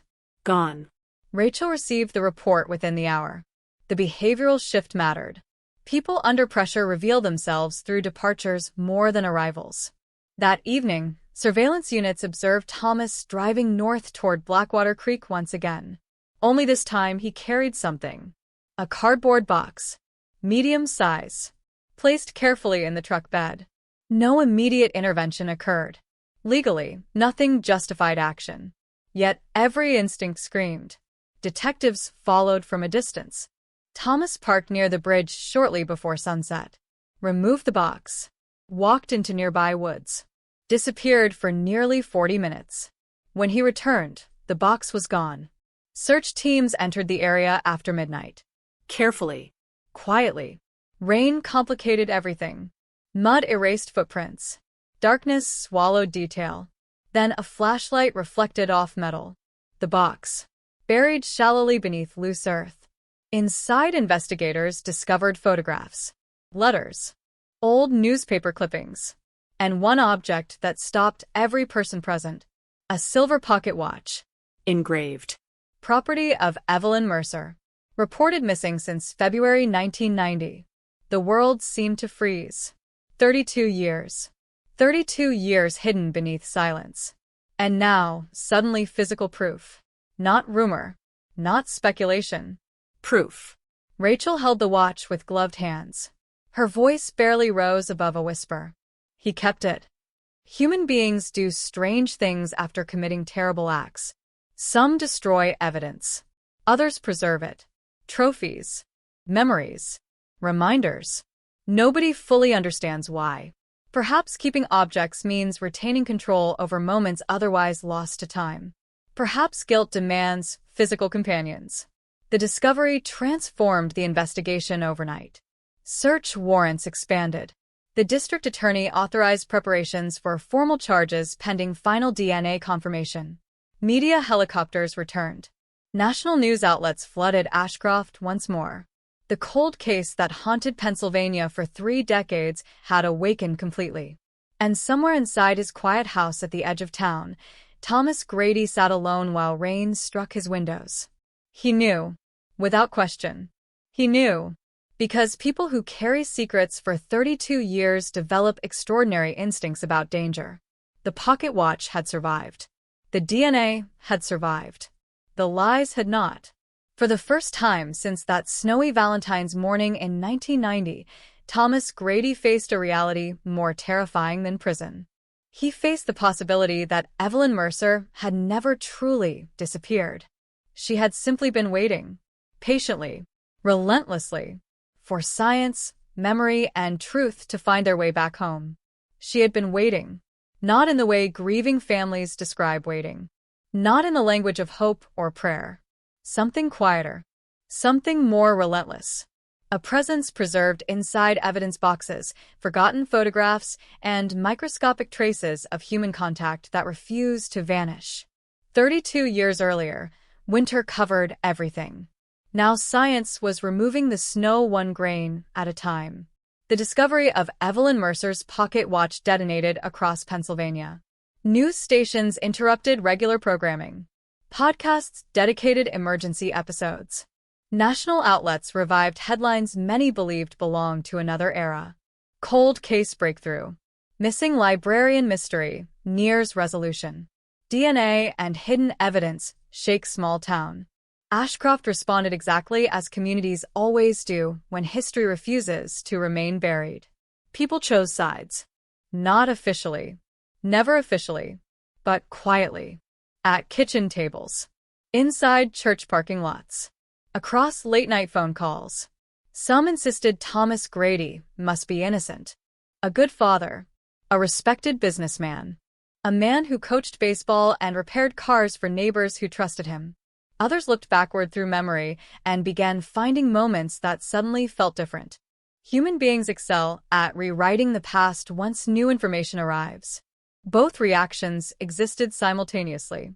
Both were painfully human. Detective Rachel Monroe understood that evidence, not emotion, would decide everything. The pocket watch represented a major development. It did not represent certainty. Not yet. The object underwent immediate forensic examination. Investigators documented every surface, every scratch, every possible trace. 32 years had passed. Yet objects remember what people forget. That truth had built entire modern investigations. Meanwhile, Thomas Grady stopped leaving his house. The auto repair shop remained closed. Customers arrived only to find handwritten signs apologizing for temporary circumstances. Temporary. The word carried bitter irony. Neighbors reported seeing lights burning throughout the night.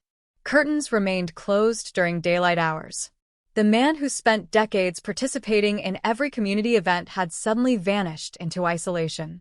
Pressure changes behavior, especially when silence begins collapsing. Emily Grady visited twice during that week. Both times she stayed less than an hour. Witnesses described tearful conversations, long embraces, no anger, only grief. The children of suspects occupy impossible territory. Love collides with doubt.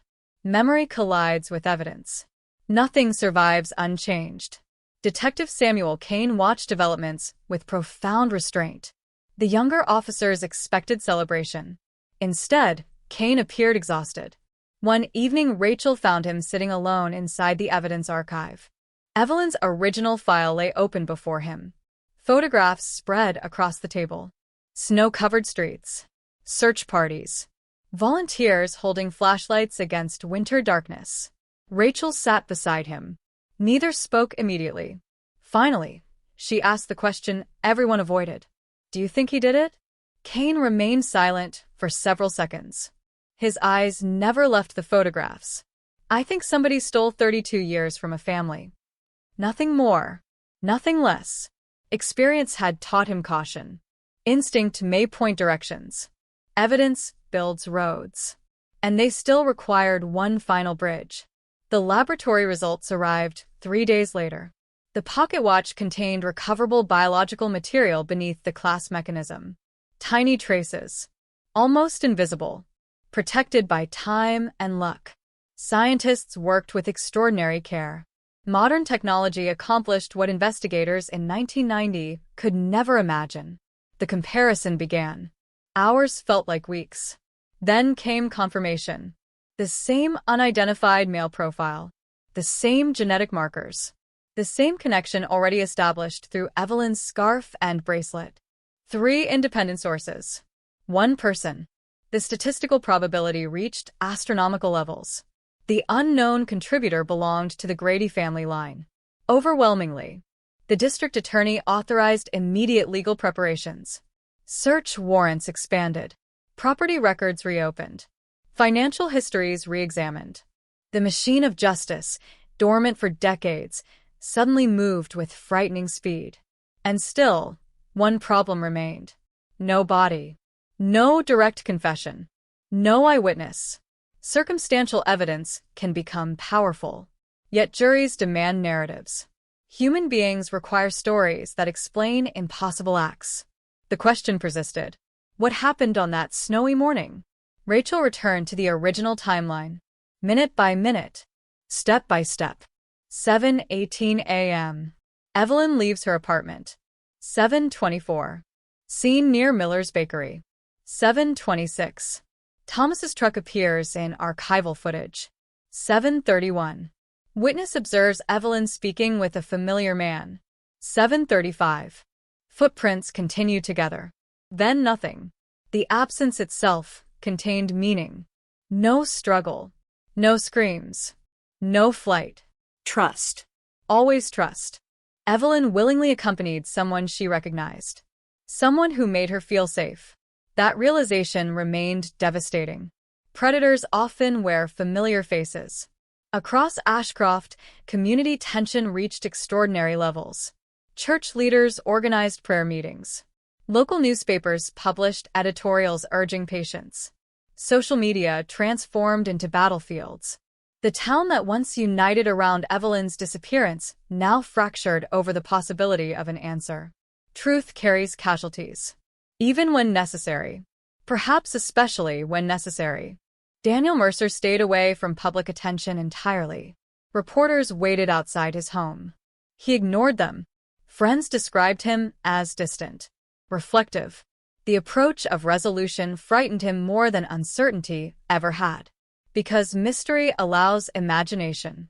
Facts demand acceptance. And acceptance arrives carrying irreversible weight. Then, on June 27th, another extraordinary development emerged. Investigators searching Thomas Grady's property discovered an old storage shed behind the repair shop. Locked. Unused. Buried beneath years of forgotten equipment. Inside rested ordinary items. Toolboxes. Automotive parts. Faded signs. Nothing remarkable. Until forensic teams noticed fresh soil beneath a concrete workbench. Not recent. Not ancient. Simply different. Excavation began carefully. Hours passed. Then a metal container emerged. Smaller than expected. Weathered. Rust consuming its edges. The atmosphere changed immediately. History often announces itself through silence. Inside the container lay newspaper clippings about Evelyn's disappearance. Dozens. Meticulously preserved. Every major article. Every anniversary piece. Every development. A complete archive. The obsession itself disturbed investigators. A handwritten note. Undated. And signed. Only a single sentence. I never meant for her to die. The words struck like thunder. No legal confession. No name. No context. Still, the emotional force proved undeniable. Rachel stared at the paper. Human beings reveal themselves in moments of solitude. This note was never intended for public eyes. Never intended for juries. It represented something private. Something closer to guilt than performance. Kane read it twice. Then folded it carefully. His expression remained unreadable. 32 years. An entire lifetime. And now the possibility that everything began not with planning but with catastrophe. Accidents create panic. Panic creates terrible decisions. Terrible decisions create decades of silence. The law distinguishes between intention and consequence. Grieving families rarely possess that luxury. As night settled over Pennsylvania, warrant applications moved toward completion. Arrest strategies entered final review. Every agency involved understood the magnitude of what approached. One of the state's most haunting cold cases stood on the verge of resolution. Yet beneath the growing certainty lurked another question. If Thomas Grady never intended for Evelyn Mercer to die, then what, exactly, happened in the snow on Valentine's Day, 1990? And why had an entire lifetime proven easier to endure than telling the truth? The storm arrived before the words did. Rain hammered rooftops across Ashcroft with a violence that felt almost ceremonial. Lightning illuminated empty streets. Thunder rolled over Blackwater Creek like distant artillery. Nature possesses a cruel sense of timing. Some nights seem to understand exactly what human beings are about to lose. Detective Samuel Kane drove alone. No marked vehicle. No emergency lights. No media. Just an old man carrying 32 years of unanswered questions toward a house that had become the center of an entire state's attention. Rachel Monroe hated the arrangement. Procedure demanded witnesses. Procedure demanded recordings. Procedure demanded structure. But procedure had not spent half a lifetime chasing Evelyn Mercer's ghost. Kane had. Certain conversations belonged to history before they belonged to evidence. Thomas Grady opened the door immediately. He looked smaller. That was the first thing Kane noticed. Not physically. Spiritually. The confidence that protected him for decades appeared exhausted. The carefully maintained image of the dependable citizen had begun collapsing under its own weight. The house remained immaculate. Family photographs line the walls. Graduations, birthdays, Christmas mornings. Proof of an ordinary life. Or perhaps proof of how extraordinary ordinary life becomes when built atop silence. Thomas gestured toward the kitchen. Coffee waited on the table, untouched. Neither man sat immediately. Rain struck the windows hard enough to drown distant sounds. Finally, Kane spoke. You wanted to talk. Thomas stared at his hands. Old hands now. Hands that repaired engines, held children, shook thousands of other hands without trembling. Hands that had remained hidden inside coat pockets on a snowy morning in 1990. I've been thinking about memory, Thomas said quietly. The sentence surprised Kane. Not denial, not anger. Memory. Thomas continued. People think memory fades. That's not true. It changes shape. That's all. Silence. The storm continued outside. I remember details I wish I could forget. Another pause. I forget things I desperately want back. Kane remained motionless. Experience teaches patience. The truth resents interruption. Thomas finally sat. The chair creaked beneath him. Age announces itself through small sounds. Did you ever hate me? He asked. The question hung in the room. Unexpected. Human. Kane considered his answer carefully. No. Thomas looked up. Genuine surprise crossed his face.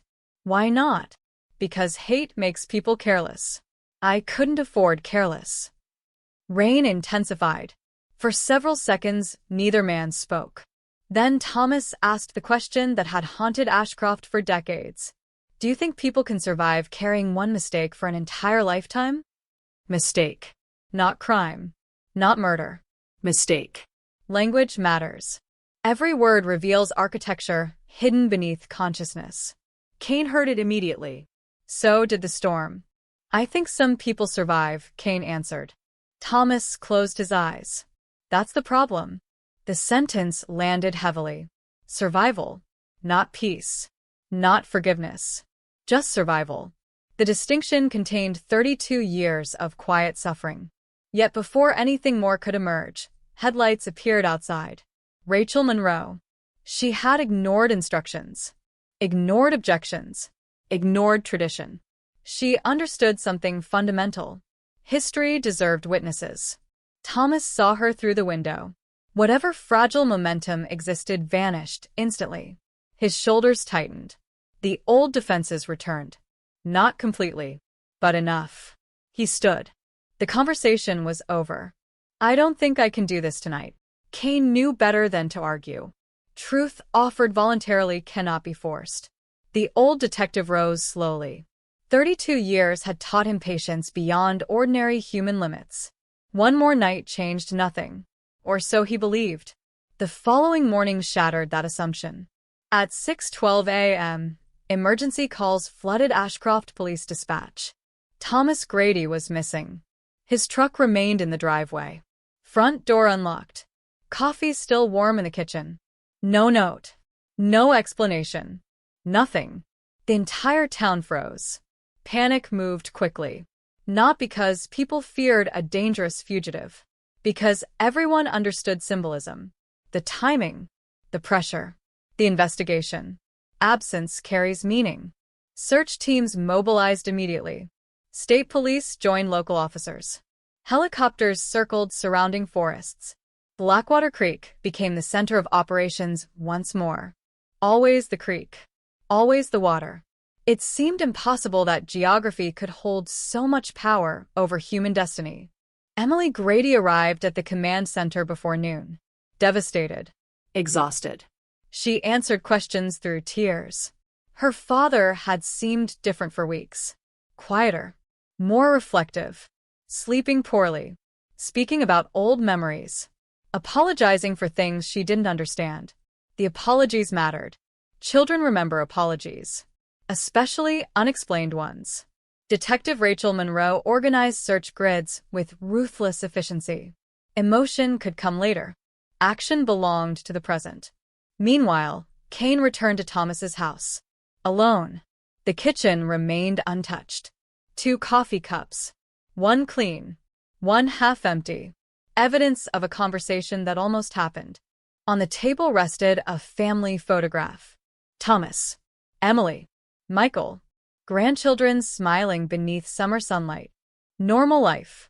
Beautiful life. The kind of life Evelyn Mercer never received. Kane noticed something else. A small notebook near the window. Plain cover. Unremarkable. Inside lay grocery lists. Phone numbers. Routine observations. Then, several pages near the center changed entirely. No dates. No organization. Just fragmented thoughts. Short sentences. Incomplete memories. One line stopped him cold. She trusted me because everyone trusted me. Another. I kept waiting for the right year to tell the truth. And another. After 10 years, 20 seemed easier. After 20, forever seemed possible. Kane closed the notebook carefully. The human mind constructs prisons more effective than concrete. Some inmates hold their own keys. They simply forget how locks work. By late afternoon, search teams located footprints near an abandoned access road leading toward Blackwater Creek. Fresh. Single set. Moving north. Rain complicated visibility. Still, enough remained. Enough to continue. Rachel joined the ground teams personally. Thunderclouds gathered once again. Pennsylvania refused clear skies. The forest felt unnaturally quiet. No birds. No distant traffic. Only boots against wet earth. Then came another discovery. A small wooden box beneath an old oak tree. Deliberately placed. Protected from rain. Inside rested newspaper clippings. More photographs.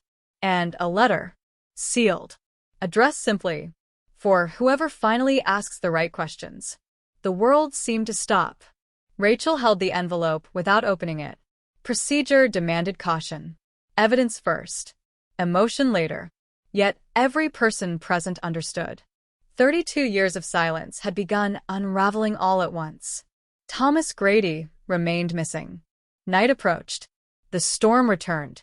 And somewhere beyond the tree line, perhaps beside the same water that had haunted Ashcroft since 1990, a man who spent half his life believing truth could be postponed indefinitely was finally running out of places to hide, from investigators, from memory, and most of all, from himself. He was running out of places to hide. Not because Ashcroft had grown smaller. Not because detectives had become smarter. Because time had completed its work. Time strips away excuses. It removes witnesses who protect us, routines that comfort us, and illusions we mistake for permanence. Eventually, every human being stands alone with memory. And memory keeps immaculate records. The letter discovered beneath the oak tree reached the evidence unit shortly after sunset. No one opened it immediately. Procedure demanded documentation. Photographs. Gloves. Chain of custody. The rituals of modern investigation exist because truth, once contaminated, becomes vulnerable. Yet everyone in that room understood what rested inside that envelope. Not certainty. Not necessarily confession. But something close. Something personal. Detective Rachel Monroe waited beside the examination table. Samuel Kane stood several feet away. Hands folded. Silent. The old detective had imagined thousands of endings over 32 years. None looked like this. The seal broke carefully. One sheet of yellowed paper emerged. Handwritten. Steady penmanship. No visible date. No signature. Rachel began reading aloud. If you are reading this, then the years finally caught up with me. Maybe that's fair. Maybe it was always going to happen. I told myself there would be a right time. A moment when telling the truth would hurt fewer people. That moment never came. The room remained perfectly still. I did not wake up on February 14th, 1990, intending to destroy anyone's life. I only wanted to speak with her. I only wanted one honest conversation. The words struck like physical force. Not a confession. Not legally. But the architecture of guilt had begun revealing itself. Rachel continued. She was kind to everyone. That was the problem. Kindness looks different to lonely people. You start believing ordinary smiles mean extraordinary things. You invent stories where none exist. Samuel Kane closed his eyes. Obsession. Not rage. Not predation in the traditional sense. Obsession. Quiet. Domestic. The kind communities fail to recognize until tragedy rewrites history. The letter continued. I asked her to get into the truck because the storm was getting worse. She trusted me. Everyone trusted me. The sentence echoed words already found inside Thomas's notebook. Consistency. Painful consistency. Then the narrative stopped. No explanation of death. No details. The page ended abruptly, as though the writer lacked courage to continue. Only one final line remained. Some truths become heavier each year they stay buried. Silence filled the room. Rachel placed the paper down carefully. Legally insufficient. Emotionally devastating. Outside, rain continued falling across Ashcroft. The town slept uneasily. People sense change. Communities develop instincts of their own. Meanwhile, search operations intensified. Thomas Grady remained missing for nearly 24 hours. Helicopters expanded their radius. State troopers combed forest trails. Volunteers gathered despite official requests to stay away. History belonged to everyone now. Blackwater Creek became the center of activity once again. Always the creek. Always the same water moving past the same stones while generations struggled to understand what happened nearby. At 5:42 a.m., a ranger discovered fresh tire impressions near an abandoned service road 2 miles north of the bridge. The tracks matched Thomas's pickup. Search teams converged immediately. The forest beyond the road grew dense. Ancient trees blocked sunlight. The atmosphere felt older than memory itself.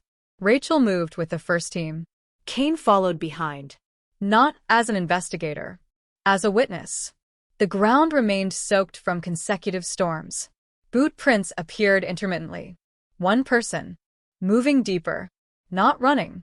Walking. Purposefully. As though destination mattered more than escape. Then they found the truck. Parked beside a clearing. Engine cold.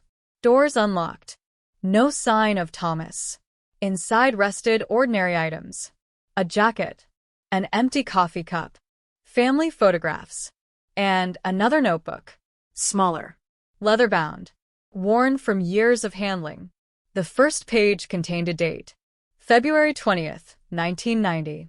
6 days after Evelyn disappeared. Rachel understood immediately. A journal.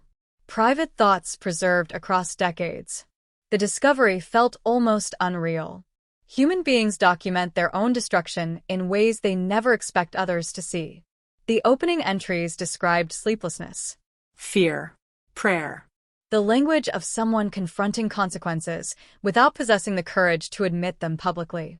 One passage drew immediate attention. I keep thinking about calling someone. Every day I think about it. Then I see Emily sleeping, and I tell myself tomorrow. Tomorrow. The most dangerous word in human history. Tomorrow becomes next week. Next year. Next decade. Eventually tomorrow transforms into never. Further entries revealed increasing psychological strain. Church attendance. Attempts at normal life. Efforts to bury memory beneath responsibility. Nothing worked. Memories simply learned patience. Then came an entry dated February 14th, 2000. Exactly 10 years later.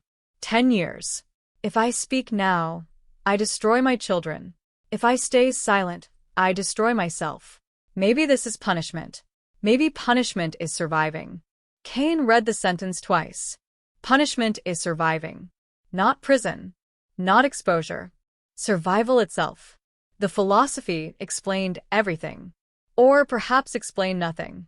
Human beings justify unbearable choices through equally unbearable logic. The search continued. Hours passed. No sign of Thomas. Then, shortly after noon, a volunteer shouted from the eastern ridge. The sound carried through trees with startling clarity. Everyone ran. At the edge of a rocky overlook above Blackwater Creek sat an old wooden bench. Weathered. Forgotten. The kind of place couples once visited decades earlier. Thomas Grady sat there alone. Alive. motionless, hands folded, looking toward the water. He did not attempt escape, did not resist, did not even turn around when officers approached, as though he had been expecting them, waiting. Rachel moved carefully. Professional, controlled. Thomas. No response. Only the sound of rushing water below. Thomas, we need to talk. A long silence. Then finally, without looking back, he spoke. I spent 32 years trying to figure out which day I should have told the truth. The sentence froze everyone. Not admission. Not yet. But close. Painfully close. Kane stepped forward. Slowly. Age had taught him that fragile moments break under pressure. There was never going to be an easy day, he said. Thomas nodded slightly. I know that now. Wind moved through the trees. The world seemed impossibly quiet. Then Thomas asked the question nobody expected. Do you think Evelyn hated me at the end? No detective training prepares people for questions like that. Because beneath investigations lie broken human beings searching for impossible absolution. Kane answered honestly. I don't know. The truth. Simple. Merciless. Thomas lowered his head. For the first time in decades, the man who built an entire life around silence appeared utterly exhausted. And everyone standing on that ridge understood that the final barrier separating suspicion from confession had begun to crumble. The only question remaining was whether 32 years of buried truth could finally find enough air to speak aloud. 32 years of silence do not break all at once. They fracture. Slowly. Painfully. One memory at a time. The wind moved across the ridge above Blackwater Creek with a strange softness, as though even nature understood that something ancient was approaching its end. Thomas Grady remained seated on the weathered bench. No handcuffs. No resistance. No dramatic confrontation. Just an old man staring at moving water. Detective Rachel Monroe stood several feet away. Professional instinct told her to proceed carefully. Legal instinct told her to say as little as possible.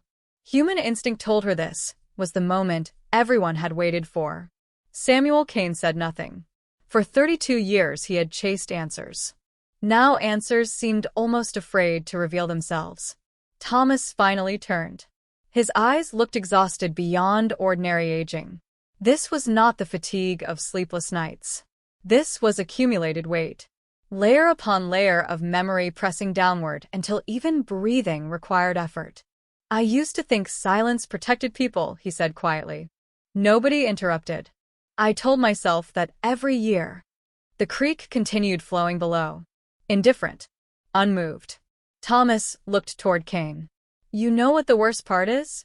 Another pause. I started believing my own excuses. The sentence struck harder than any confession could have. Because human beings rarely survive decades of guilt without constructing narratives that make survival possible. We rewrite motives. We soften truths. We create alternate versions of ourselves. Not to deceive others. To deceive ourselves. Rachel spoke carefully. Thomas, we found Evelyn's pocket watch. He nodded. No surprise. No denial. I know. We found the letters. Another nod. We found the notebooks. This time, his shoulders sank slightly. The defenses were disappearing. Not through force. Through inevitability. Rain clouds gathered once more above Pennsylvania. The sky seemed permanently committed to mourning.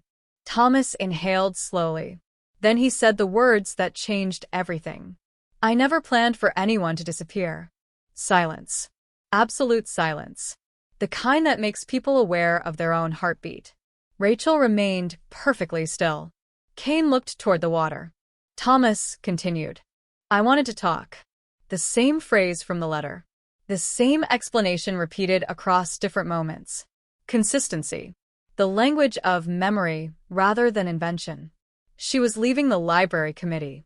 She was getting married. Everybody kept talking about her future. His voice trembled. Just once. I thought if I could explain how I felt, maybe I could finally move on. Obsession disguised as closure. Loneliness disguised as love. Human beings possess extraordinary talent for confusing desire with entitlement. Thomas closed his eyes. The storm got worse. Another pause. Longer this time. I offered her a ride. Rachel listened carefully. Every word mattered. Every silence mattered more. She trusted me because there was never any reason not to. The sentence landed like a verdict. Trust. Always trust. For decades, investigators understood that trust formed the center of the mystery. Now that understanding stood confirmed. Thomas swallowed hard. We argued. The first direct acknowledgement. No details. No explanation. Just 2 words capable of collapsing 32 years of uncertainty.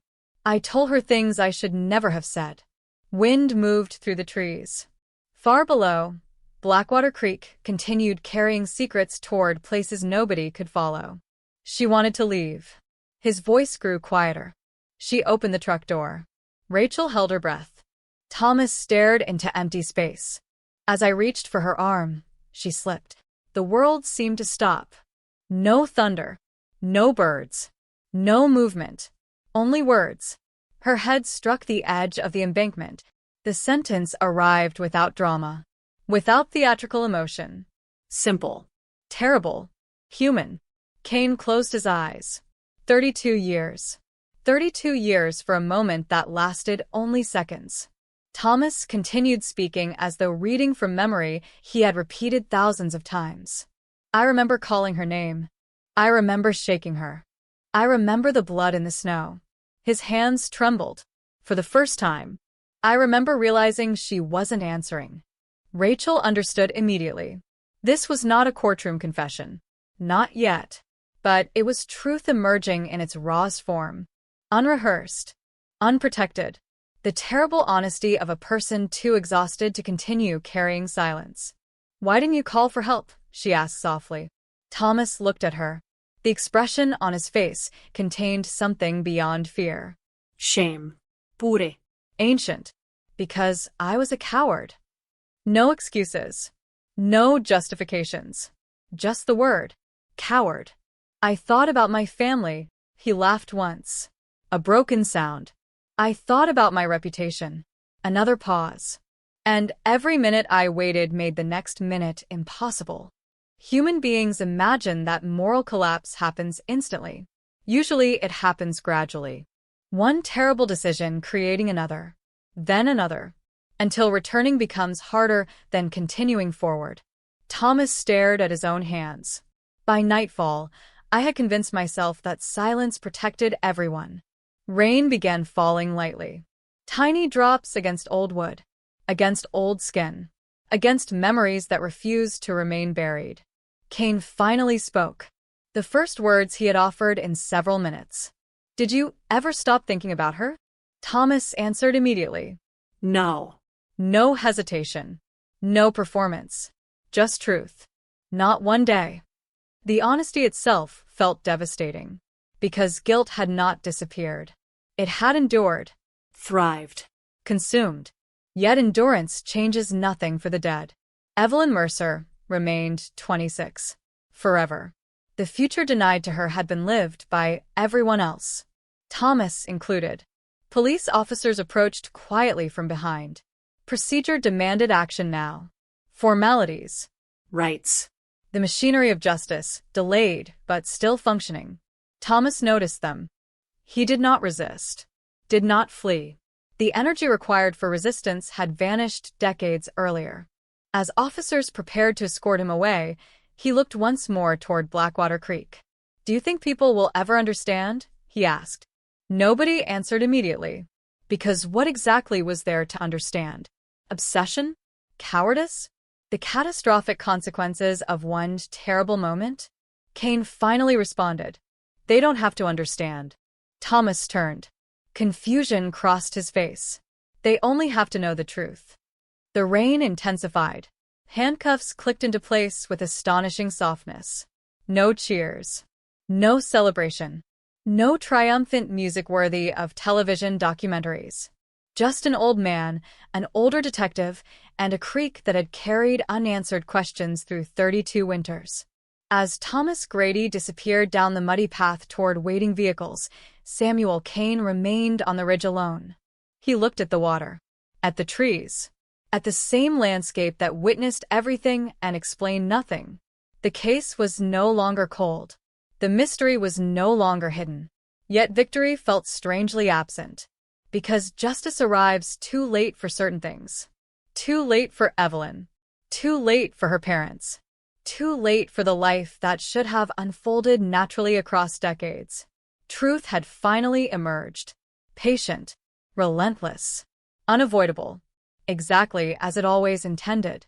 And somewhere beyond memory, beyond snow, beyond the silence that haunted Ashcroft since Valentine's Day 1990, the name Evelyn Mercer belonged once again not to a mystery, but to a story that, after 32 years, could finally be told aloud.